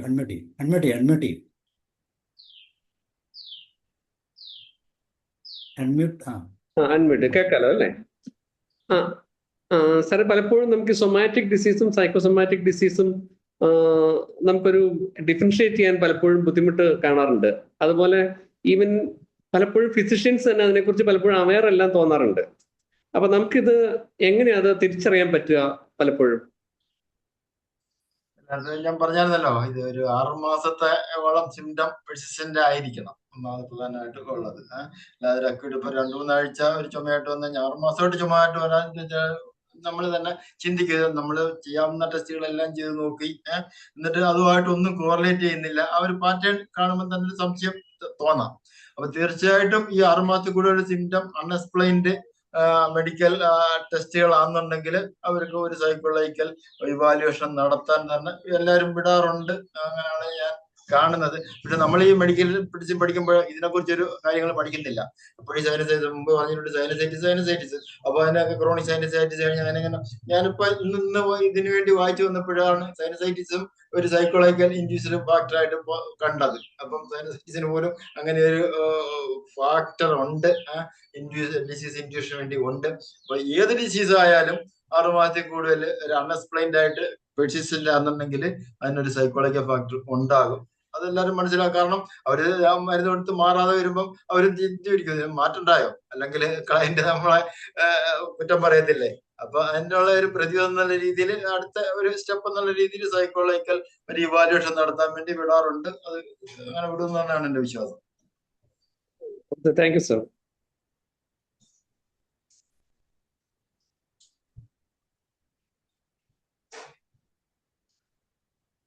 വേണുഗോപാൽ സാറേ, ഈ സൈനസൈറ്റിസിന്റെ കാര്യം പറഞ്ഞപ്പോൾ വീണ്ടും ഞാൻ എൻ്റെ അനുഭവത്തിനോട് തന്നെ ഒന്നും കൂടി റീഇൻഫോഴ്സ് ചെയ്ത് പറയാണ്. കാരണം ചെറുപ്പം മുതലേ തന്നെ ഞാൻ എൻ്റെ പഴയ കാലത്തിലേക്കാണ് തിരിച്ചു പോയി ചെക്ക് ചെയ്തിട്ടുള്ളത്. ഈ സൈനസൈറ്റിസ് വളരെ എൻ്റെ ഓർമ്മയുള്ള കാലം മുതൽ പറഞ്ഞ പോലെ ഒരു ജലദോഷം ഉണ്ടായി കഴിഞ്ഞിട്ടുണ്ടെങ്കിൽ വീട്ടിൽ വലിയ ശ്രദ്ധയാണ്. ആ ജലദോഷം പിന്നെ ഇങ്ങനെ താലോലിച്ച് അമ്മ വളരെ സെക്യൂറായിട്ട് തന്നെ പിടിച്ചിരുത്തി ട്രീറ്റ്മെന്റ് എടുത്ത് പുറത്തു പോകില്ല, തല കെട്ടി ചെവി അടച്ചൊക്കെ കൊണ്ടുനടന്നിരുന്ന ആ ഒരു ശുശ്രൂഷയാണ് ഈ സൈനസൈറ്റിസ് ഇത്രയും കാലം നിലനിർത്തിയിരുന്നത്. വളരെ കാലങ്ങൾ കഴിഞ്ഞപ്പോഴാണ്, അതൊരു എനിക്ക് തോന്നുന്നു ഒരു 5 വർഷത്തിന് ഉള്ളിലാണ് അത് അങ്ങനെയാണെന്നുള്ളത് മനസ്സിലാക്കാൻ സാധിച്ചത്. അപ്പോഴേക്കും തന്നെ ഈ സൈനസൈറ്റിസിൽ നിന്ന് രക്ഷപ്പെടാനായിട്ട് സാധിച്ചു. അപ്പോൾ ശരിക്കും ഫിസിക്കൽ മെഡിസിൻ ഡോക്ടേഴ്സ് സൈക്കോളജിയിലെ ഈ സോമാറ്റിക് പാർട്ട് മനസ്സിലാക്കിയേ പറ്റുള്ളൂ. അവർ യഥാർത്ഥത്തിൽ ആ പാർട്ടും കൂടി കണക്കിൽ എടുക്കേണ്ടത് വളരെ അത്യാവശ്യമായ ഒരു കാര്യമാണെന്നുള്ളത് ആവർത്തിച്ചാർച്ച് പറയാൻ എനിക്ക് സാധിക്കുന്നുണ്ട്. Thank you. സൈക്കോ അല്ലേ, കാലഘട്ടത്തിന്റെ ആവശ്യമായതുകൊണ്ട് അത് ഏറ്റെടുത്തിരിക്കും. സൈക്കോ എഡ്യൂക്കേഷന്റെ പാർട്ടായിട്ട് വരും അല്ലേ? പാർട്ടായിട്ട് വരും. അല്ല, അത് ഡോക്ടർമാര് അതിൽ അത്യധികം താല്പര്യം എടുക്കേണ്ട ഒരു അവസരമാണ്. കാരണം അവർ മരുന്ന് ഇങ്ങനെ തന്നുകൊണ്ടിരിക്കും. അതുപോലെ തന്നെ ഇപ്പൊ നമ്മുടെ നാട്ടിലെല്ലാവരും പലരും വിചാരിക്കുന്ന കോൾഡ് എന്ന് പറഞ്ഞാൽ ആ കാലത്തിൽ ഒരു കുറച്ച് കോൾഡ് കിട്ടിക്കഴിഞ്ഞിട്ടുണ്ടെങ്കിൽ എല്ലാവരും ഇമ്മ്യൂണിറ്റി ഒക്കെ കിട്ടും, കോൾഡ് വരുന്ന ഒരു നല്ല കാര്യമാണെന്നുള്ളൊരു ചിന്തയാണ് നമ്മുടെ ഗ്രൂപ്പുകളിലൊക്കെ കണ്ടിട്ടുള്ളത്. അപ്പോൾ ഈ കാര്യങ്ങൾ കൊണ്ടും നമ്മൾ അവയർനെസ് ഇല്ലാത്ത ഒരു അവസ്ഥയിൽ ഇതുപോലത്തെ രോഗങ്ങൾ നിലനിൽക്കുന്നുണ്ടെന്നുള്ളതൊരു വസ്തുതയാണ്. ഈ വലിയൊരു ഉത്തരവാദിത്തമാണ് നമ്മളെ ഏൽപ്പിച്ചിരിക്കുന്നത് അല്ലേ? ഓക്കെ, ഇനി രാജൻ സാർ എന്നൊക്കെ പറയുന്നു. രാജൻ സാർ അൺമ്യൂട്ട് ചെയ്യാമോ? കേൾക്കാമോ? ഇല്ല, അല്ലെങ്കിൽ ഉഷാമോ? Thank you sir. Thank you Venugopal സാറിന് ഒരുപാട് നന്ദി. എന്താ പറയേണ്ടതെന്ന് എനിക്കറിയില്ല. എല്ലാത്തിനും അപ്പുറം സാറ് പറഞ്ഞ ക്ലാസ്സുകളിൽ പറഞ്ഞ ഓരോ പോയിന്റ്സും എൻ്റെ മനസ്സിലേക്ക് ഓടിയെത്തിയത് നമ്മൾ ഒരുമിച്ച് പഠിച്ച കാലഘട്ടത്തില് നമ്മൾ എക്സാമിന് വേണ്ടിയിട്ട് പ്രിപ്പയർ ചെയ്യാൻ രാവിലെ 5 മണിക്ക് ഓൺലൈൻ ക്ലാസ്സുകളിലൂടെ ഞാൻ ഷീൽ ടീച്ചർ നമ്മുടെ ഗ്രൂപ്പെല്ലാം ഈ ഒരു ടോപ്പിക്കൊക്കെ നമ്മൾ ഡിസ്കസ് ചെയ്ത ആ ഒരു കാലഘട്ടത്തിലേക്കാണ് എനിക്ക് പോകാൻ കഴിഞ്ഞത്.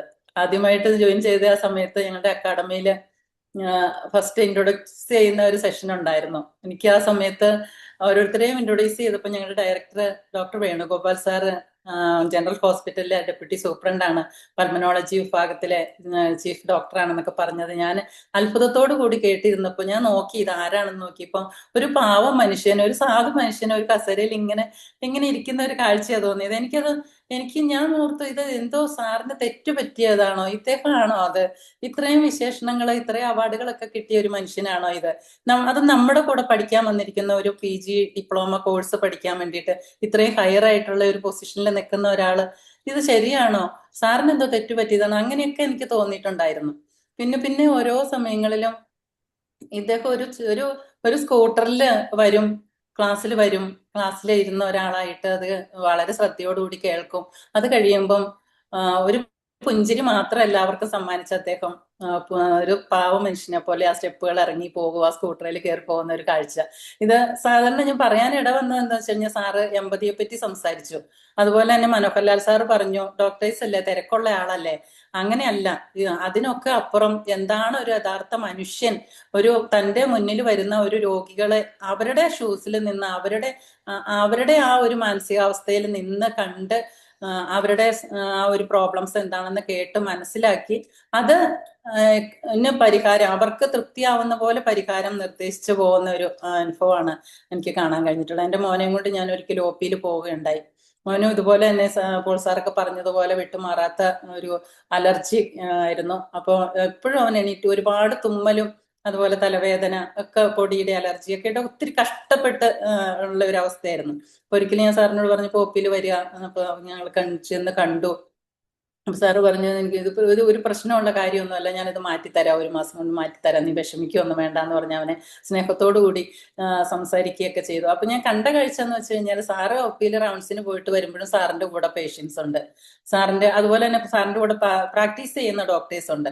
എല്ലാവരെയും ഒരുപോലെ സാർ കെയർ ചെയ്ത് കൊണ്ടുവരുന്ന, അവിടെ വെച്ച് തന്നെ അവരെ പരിശോധിക്കുകയും അവർക്ക് മരുന്നുകൾ എഴുതി കൊടുക്കുകയും അവരെ സമാശ്വസിപ്പിക്കുകയും ചെയ്യുന്ന ഒരു വ്യക്തിത്വമാണ് ഞാൻ കണ്ടത്.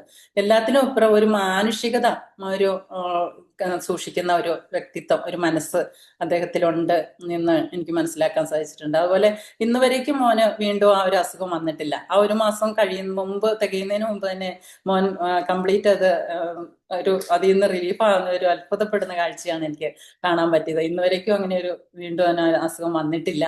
അപ്പോൾ പലരും എന്നെ വിളിച്ചും ചോദിക്കാറുണ്ട് ഇങ്ങനെ വേണുഗോപാൽ ഡോക്ടറുടെ നമ്പർ.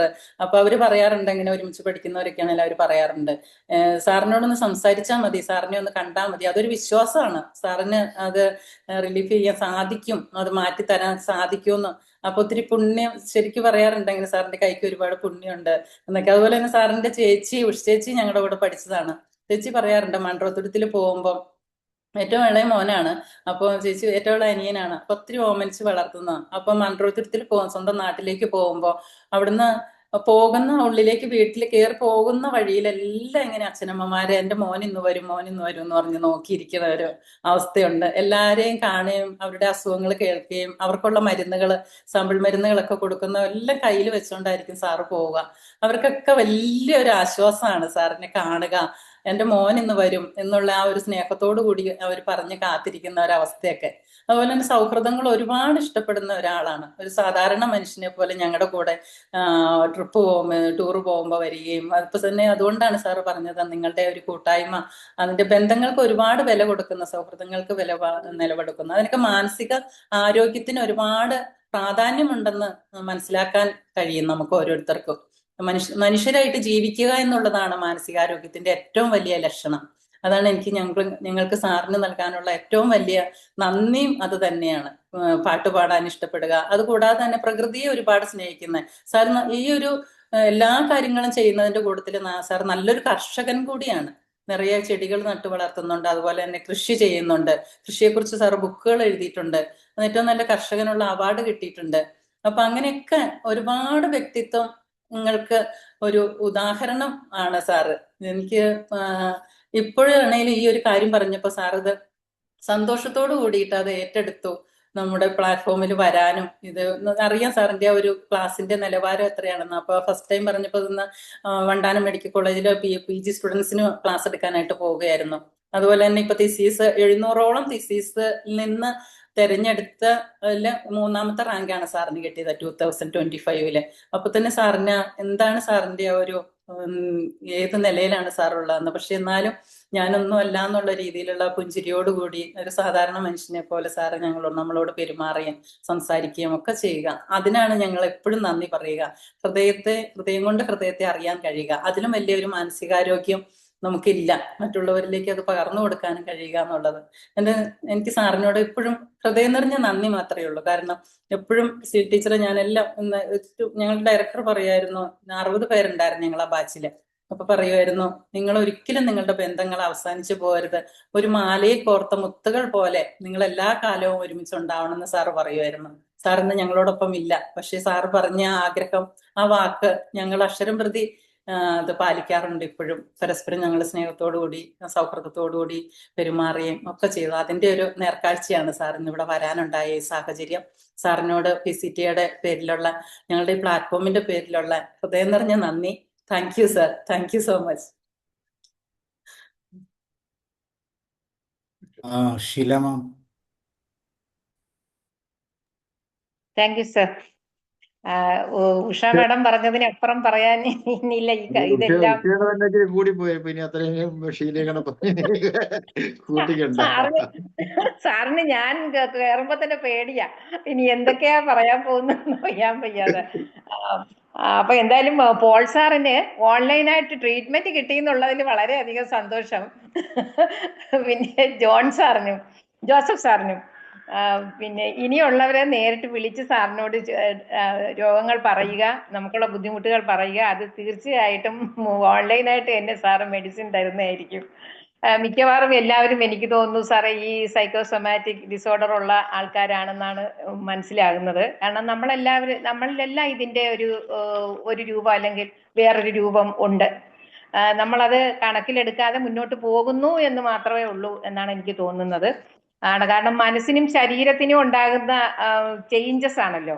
അങ്ങനെ നോക്കുമ്പോൾ സാറേ എനിക്കൊരു ഡൗട്ടുള്ളത്, ഇത് ഫുള്ളി ആയിട്ട് റിക്കവർ ചെയ്യാൻ പറ്റുമോ? ചെയ്ത് കഴിഞ്ഞാൽ വീണ്ടും ഈ ഒരു അവസ്ഥയിലേക്ക് നമ്മൾ വരുമോ എന്നുള്ളത് ഒരു ഡൗട്ടായിട്ട് നിൽക്കുക.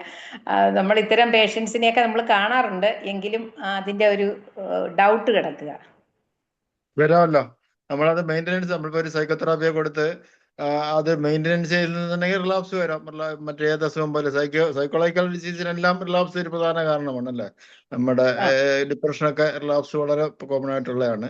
അതുപോലെ തന്നെ ഇതിനും റിലാപ്സ് വരാം. അതിന് പ്രധാനമായിട്ട് ശ്രദ്ധിക്കേണ്ടതെന്ന് പറഞ്ഞു കഴിഞ്ഞാൽ നമ്മൾ ഒരു ലൈഫ് സ്റ്റൈൽ ചേഞ്ചസ് ഒന്നുണ്ടെങ്കിൽ അല്ലെന്നുണ്ടെങ്കിൽ ആ കോപ്പിംഗ് മെക്കാനിസം അത് ലൈഫ് കണ്ടിന്യൂ ചെയ്യാൻ പറയണം. കുഴപ്പം അസുഖം മാറുമ്പം അവരങ്ങ് നിർത്തി വെക്കും അത് ആ കാര്യങ്ങൾ. അപ്പം ലൈഫ് സ്റ്റൈൽ ചേഞ്ച് കൊണ്ട് ഒരു ചേഞ്ച് വന്നെന്നുണ്ടെങ്കിൽ അസുഖം മാറിയപ്പോൾ പിന്നെ എന്തിനാ ഞാൻ തുടരണ്ടേ എന്നുള്ള വന്നുകൊണ്ട് അവർ പിന്നും പഴയതുപോലെ പോയി കഴിഞ്ഞാൽ തീർച്ചയായിട്ടും തിരിച്ചു വരും. റിലാപ്സ് സാധ്യതയുള്ളതല്ല സൈക്കോസൊമാറ്റിക് ഡിസീസിനും. അപ്പം ഏത് മെക്കാനിസം വഴിയാണോ നമ്മൾ അത് ട്രീറ്റ് ചെയ്ത് അത് ലൈഫ് ലോങ് മെയിൻറ്റെയിൻ ചെയ്യണം. അതെ, താങ്ക് യു സാർ. എന്തെങ്കിലും ടെക്നിക്കൽ ആയിട്ടുള്ള ഒരു ടെസ്റ്റ് ഉണ്ടോ സാർ ഇതിന്? സൈക്കോസൊമാറ്റിക് ആണെന്ന് അറിയണം? ഇല്ലല്ല, അത് ഹിസ്റ്ററിയിൽ നിന്ന് മാത്രമേ പറ്റത്തുള്ളൂ. അല്ലാതെ ഒരു ടെസ്റ്റ്, ഒരു MRIയോ ഒരു ബ്ലഡ് ടെസ്റ്റോ ഇത് കണ്ടുപിടിക്കാൻ പറ്റത്തില്ല. ഹിസ്റ്ററിയാണ്. അതിനാണ് ഹിസ്റ്ററി ഏറ്റവും വലിയ ടെസ്റ്റ് നമ്മുടെ നാക്കാണ്. നാക്ക് കൊണ്ടുള്ള ടെസ്റ്റുകൾ കൊണ്ടാണ് ഇത് പ്രധാനമായിട്ട് കണ്ടുപിടിക്കുന്നത്. അതിന്റെ കാര്യങ്ങളെല്ലാം പുള്ളി വിസർഗം വിടാതെ ആദ്യം തൊട്ട് അവസാനം വരെ അനലൈസ് ചെയ്യാന്നുണ്ടെങ്കിൽ മനസ്സിലാവും അത് സൈക്കോസൊമാറ്റിക് ആണ്. അതോടൊപ്പം തന്നെ ബാക്കി ടെസ്റ്റുകളെല്ലാം സപ്പോർട്ടീവ് മാത്രമേ ഉള്ളൂ. അത്രേ ഉള്ളൂ.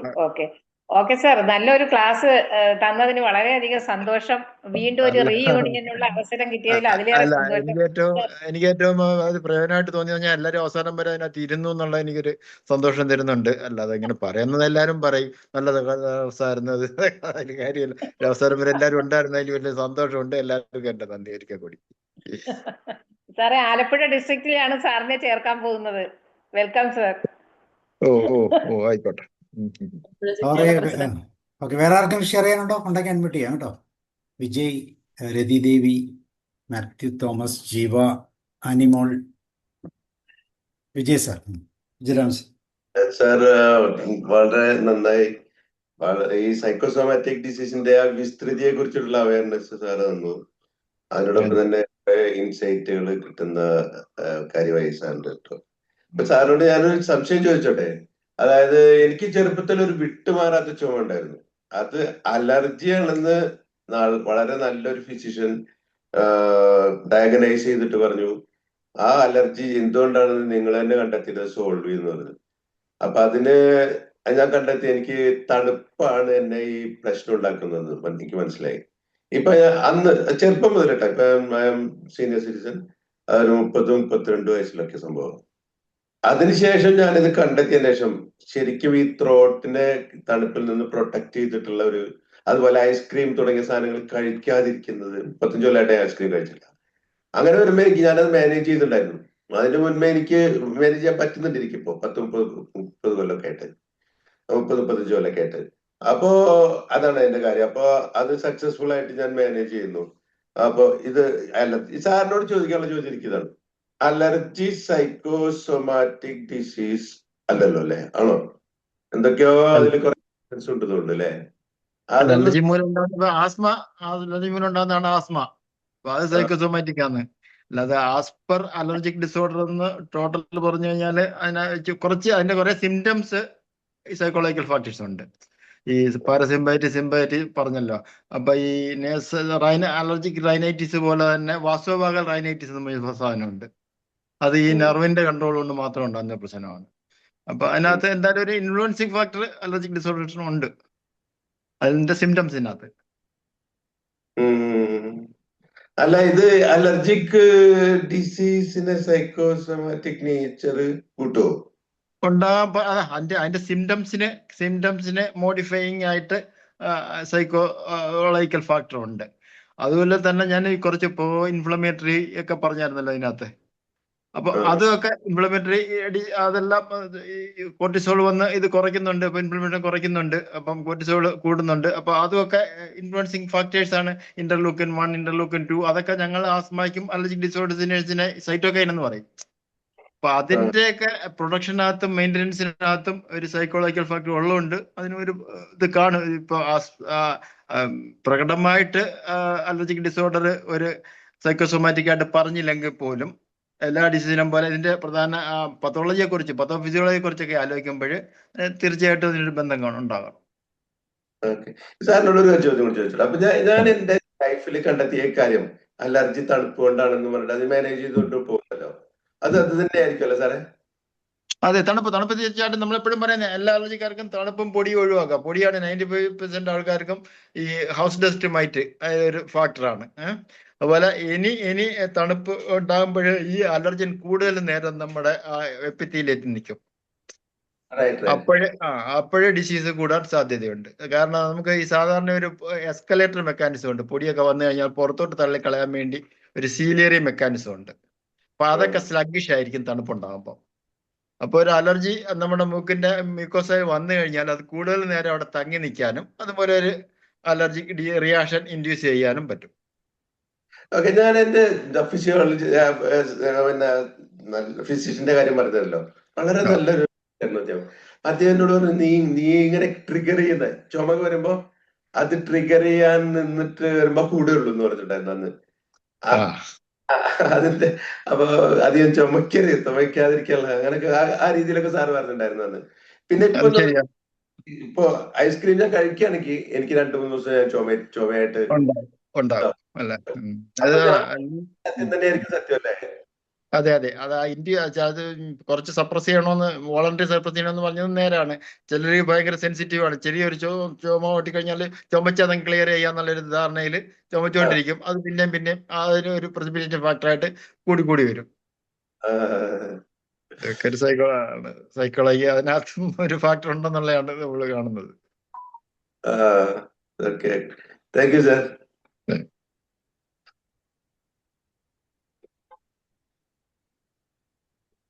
ആർക്കെങ്കിലും ഷെയർ ചെയ്യാനുണ്ടോ?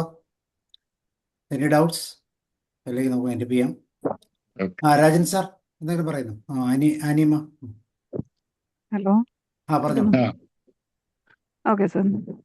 അത് 2 കേസുകളിൽ, അതായത് ടീനേജ് യൂത്ത് ഏജ് ടൈമിൽ ഇവർക്ക് അഗ്രസീവ്നെസ് കൂടാനായിട്ടുള്ള സാധ്യതയുണ്ടോ? ചൈൽഡ്ഹുഡ് ട്രോമ ഉള്ളവർക്ക് ഉണ്ടല്ലോ. ഒരു വാൾണറബിൾ ഏജ് ഗ്രൂപ്പാണ് ഈ ടീനേജ് അഡോളസൻസ്. കാരണം അപ്പോഴേ ഭയങ്കര ഫ്രജൈലാണ് അവര് സൈക്കോളജിക്കൽ സ്റ്റാറ്റസ്. അപ്പൊ ചെറിയ സ്ട്രെസ് പോലും പഴയ ഒക്കെ ഉണർത്തിക്കൊണ്ടുവരാൻ ചെറിയ സ്ട്രെസ് പോലും അപ്പം ഉണ്ടാകും. ഒരു ഏത് രീതിയിലേക്ക് വളച്ചെടുക്കാൻ പറ്റുന്ന ഒരു അവസ്ഥയാണ് അപ്പോൾ ഉള്ളത്. അപ്പൊ അവർക്ക് കൂടുതൽ സെൻസിറ്റീവ് ആയിരിക്കും. അപ്പം കൂടുതൽ പ്രശ്നങ്ങളൊക്കെ വീഴാൻ സാധ്യത ഏജിൽ തന്നെയാണ്. പിന്നെ മാരേജിന് ശേഷം എന്തുകൊണ്ട് അവർക്ക് അതൊന്നും ഹാൻഡിൽ ചെയ്യാനായിട്ട് പറ്റാതെ? ട്രീറ്റ്മെന്റ് ഇല്ലാത്തതുകൊണ്ടാണോ? അത് ഐഡന്റിഫൈ ചെയ്യാത്തതുകൊണ്ടാണോ? ഏത് മാരേജിന് ശേഷം ഇത് കണ്ടിന്യൂ ചെയ്യുന്നത് എന്താണെന്നോ? ഈ അഗ്രസീവ്നെസ് അഗ്രസീവ്നെസ് അത് അവർ ട്രൈറ്റ് ആയിട്ട് മാറി, അവരെ ഒരു സ്വഭാവത്തിന്റെ ഭാഗമായിട്ട് മാറി. അതിന് നമ്മൾ ട്രീറ്റ്മെന്റ് ചെയ്ത് ഓ ട്രീറ്റ്മെന്റ് കണ്ടിന്യൂ ചെയ്താൽ മാത്രമേ അത് കൺട്രോൾ ചെയ്ത് പോകാൻ പറ്റത്തുള്ളൂ. അല്ല മാരേജുമായിട്ട് അതിന് വലിയ ബന്ധമില്ലല്ലോ. ഇല്ല ഇല്ല, ഞാൻ ഏജ് വയസ്സാണ് ഞാൻ ചോദിച്ചത്. ഇത് ഐഡന്റിഫൈ ചെയ്ത് ട്രീറ്റ്മെന്റ് ഓൾഡർ ആയി കഴിഞ്ഞാലും ഇതെങ്ങനെ കണ്ടിന്യൂ ചെയ്യുന്നു എന്നുള്ളത് അത് തന്നെ. അതാണ് ഈ ഒരു ഈ നമ്മുടെ ലൈഫ് സ്റ്റൈൽ ഡിസീസിന് എല്ലാം സംഭവിക്കുക. അതാണ് ഒരു ഭാഗത്ത് തുടങ്ങിയപ്പോ പോവല് പലപ്പോഴും തുടങ്ങുന്ന അഡോളസൻസിലാണ്, എന്നാൽ പ്രായമാകുമ്പോൾ അതെ നിർത്താൻ അതെ. പറഞ്ഞാൽ പറ്റത്തില്ല. അപ്പൊ അതുപോലെ ഒരു ട്രൈറ്റ് ആയിട്ട് അങ്ങ് മാറി പോകുന്നതാണ്. നല്ലൊരു ഇന്റർവെൻഷൻ അതിനകത്ത് വന്നില്ലെന്നുണ്ടെങ്കിൽ കണ്ടിന്യൂ ചെയ്യും, അതേ ഉള്ളൂ. അല്ല ഏജ് കൊണ്ട് ഓ അതിനകത്ത് വ്യത്യാസം വരുന്നില്ല. തുടങ്ങാണ്ടാകുന്ന ഒരു പ്രധാന അവസരം എന്ന് പറഞ്ഞു കഴിഞ്ഞാൽ ഈ അഡോളസൻസ് ആണ്. യാ, താങ്ക് യു. ഓക്കെ, വേറെ രാജൻ സാർ കേൾക്കാമോ? സാർ ഒന്ന് അൺമ്യൂട്ട് ചെയ്യാം. രതി ദേവി, അതുപോലെ തന്നെ ജീവ വിങ്സ്. ഓക്കെ, അപ്പോൾ ക്ഷമ ഒരു ഒരു ഒരു പ്രാവശ്യം ഒരു ഒഫീഷ്യൽ ഔട്ട് ഓഫ് താങ്ക്സ് പറഞ്ഞ് നമുക്ക് വൈൻഡപ്പ് ചെയ്യാം. ഒറ്റ വാക്ക് പറയണം. ഒറ്റ വാക്കി പറഞ്ഞാൽ മതിയോ? ഒറ്റ വാക്കില് ഒരു ലോകം മുഴുവനുണ്ട് സാറേ. ഞങ്ങളുടെ ലോകം എന്ന് പറയുന്നത് ഈ ഒരു പ്ലാറ്റ്ഫോമും കൂടിയാണ്. അത് ഞങ്ങളുടെ എല്ലാവരുടെയും മനസ്സാണ് ഈ ഒറ്റ വാക്ക്. നന്ദി എന്ന രണ്ടക്ഷരം. ഹൃദയത്തിൽ നിന്നുള്ള നന്ദി രേഖപ്പെടുത്തുന്നു സാറിന്. Thank you. അടുത്ത മാസത്തെ മീറ്റിംഗിന് എന്നെ വിളിച്ചിരിക്കണം. തീർച്ചയായിട്ടും നന്ദി സാറേ. സാറേ തീർച്ചയായിട്ടും. നന്ദികൾ. ഓ താങ്ക് യു. ഓക്കെ, അപ്പൊ thank you very much. Thank you doctor, thank you very much. എല്ലാ ദിവസവും 7 മണിക്ക് ഈ പ്ലാറ്റ്ഫോമിൽ ക്ലാസ്സുകളുണ്ട്. സാറ് എങ്കിലും ഫ്രീ ആണെങ്കിൽ ഞങ്ങൾക്ക് ആ ഒരു സെഗ്മെന്റിലും കൂടി സാറ് വന്ന. ഇന്നിപ്പോ ഞായറാഴ്ച 7 മണിക്ക് പാട്ടുവിശേഷമാണ്. സാറ് നന്നായിട്ട് പാടുന്ന ഒരാളാണ്, പാട്ട് ഇഷ്ടപ്പെടുന്ന ആളാണ്. ഇന്ന് നമ്മുടെ റിലാക്സിങ് സോങ്സ് ആണ്. 2020 സെയിം ലിങ്ക് തന്നെയാണ് സാർ. പക്ഷെ ഇന്ന് ലിങ്ക് സ്റ്റാർട്ടിങ്ങിൽ ഇട്ടപ്പോൾ എന്തൊക്കെയോ സംഭവിച്ചു, എനിക്കറിയത്തില്ല എന്താ സംഭവിച്ചത്. ഞാൻ കഴിഞ്ഞ 5 വർഷമായിട്ട് ഇത് ചെയ്യുന്നതാണ്, പക്ഷെ എന്റെ ജീവിതത്തിൽ ആദ്യമായിട്ടാണ് ഇങ്ങനെ ഒരു സംഭവം ഉണ്ടായത്. ഒരുപക്ഷെ ലിങ്ക് ഷെയർ ചെയ്ത് കഴിഞ്ഞപ്പോൾ ആരെങ്കിലും ഇതുപോലെ ചെയ്യുന്നതായിരിക്കാം, അറിയില്ല. ആരെങ്കിലും ഷെയർ ചെയ്ത് എന്റെ എക്സ്പീരിയൻസിൽ ഇന്നുവരെ ഇങ്ങനെ ഒരു സംഭവമാണ്. ചിലരൊക്കെ ഈ വോയിസ് ഓപ്പൺ ചെയ്തിട്ട് ഓഡിയോ ഓപ്പൺ ചെയ്തിട്ട് കൂവാറുണ്ടായിരുന്നു, അങ്ങനെയൊക്കെ സംഭവിക്കും. അതെനിക്ക് ഈസി ആയിട്ട് മാനേജ് ചെയ്യാം, കാരണം മ്യൂട്ട് ചെയ്താൽ മതി. പക്ഷെ ഈ വീഡിയോസ് ബ്ലോക്ക് ചെയ്യണമെങ്കിൽ അത് സ്വല്പം കൂടെ ഇത് ചെയ്യണം. പിന്നെ ഞാനത് അതിനെ റെസ്ട്രിക്റ്റഡ് ആക്കി, ഇൻകം അകത്തേക്ക് വരുന്നവരുടെ എൻട്രി ചെയ്യുന്നതിന് റെസ്ട്രിക്റ്റഡ് ആക്കി. ഓക്കെ, അപ്പൊ thank you very much. See you. Thank you. Thank you sir.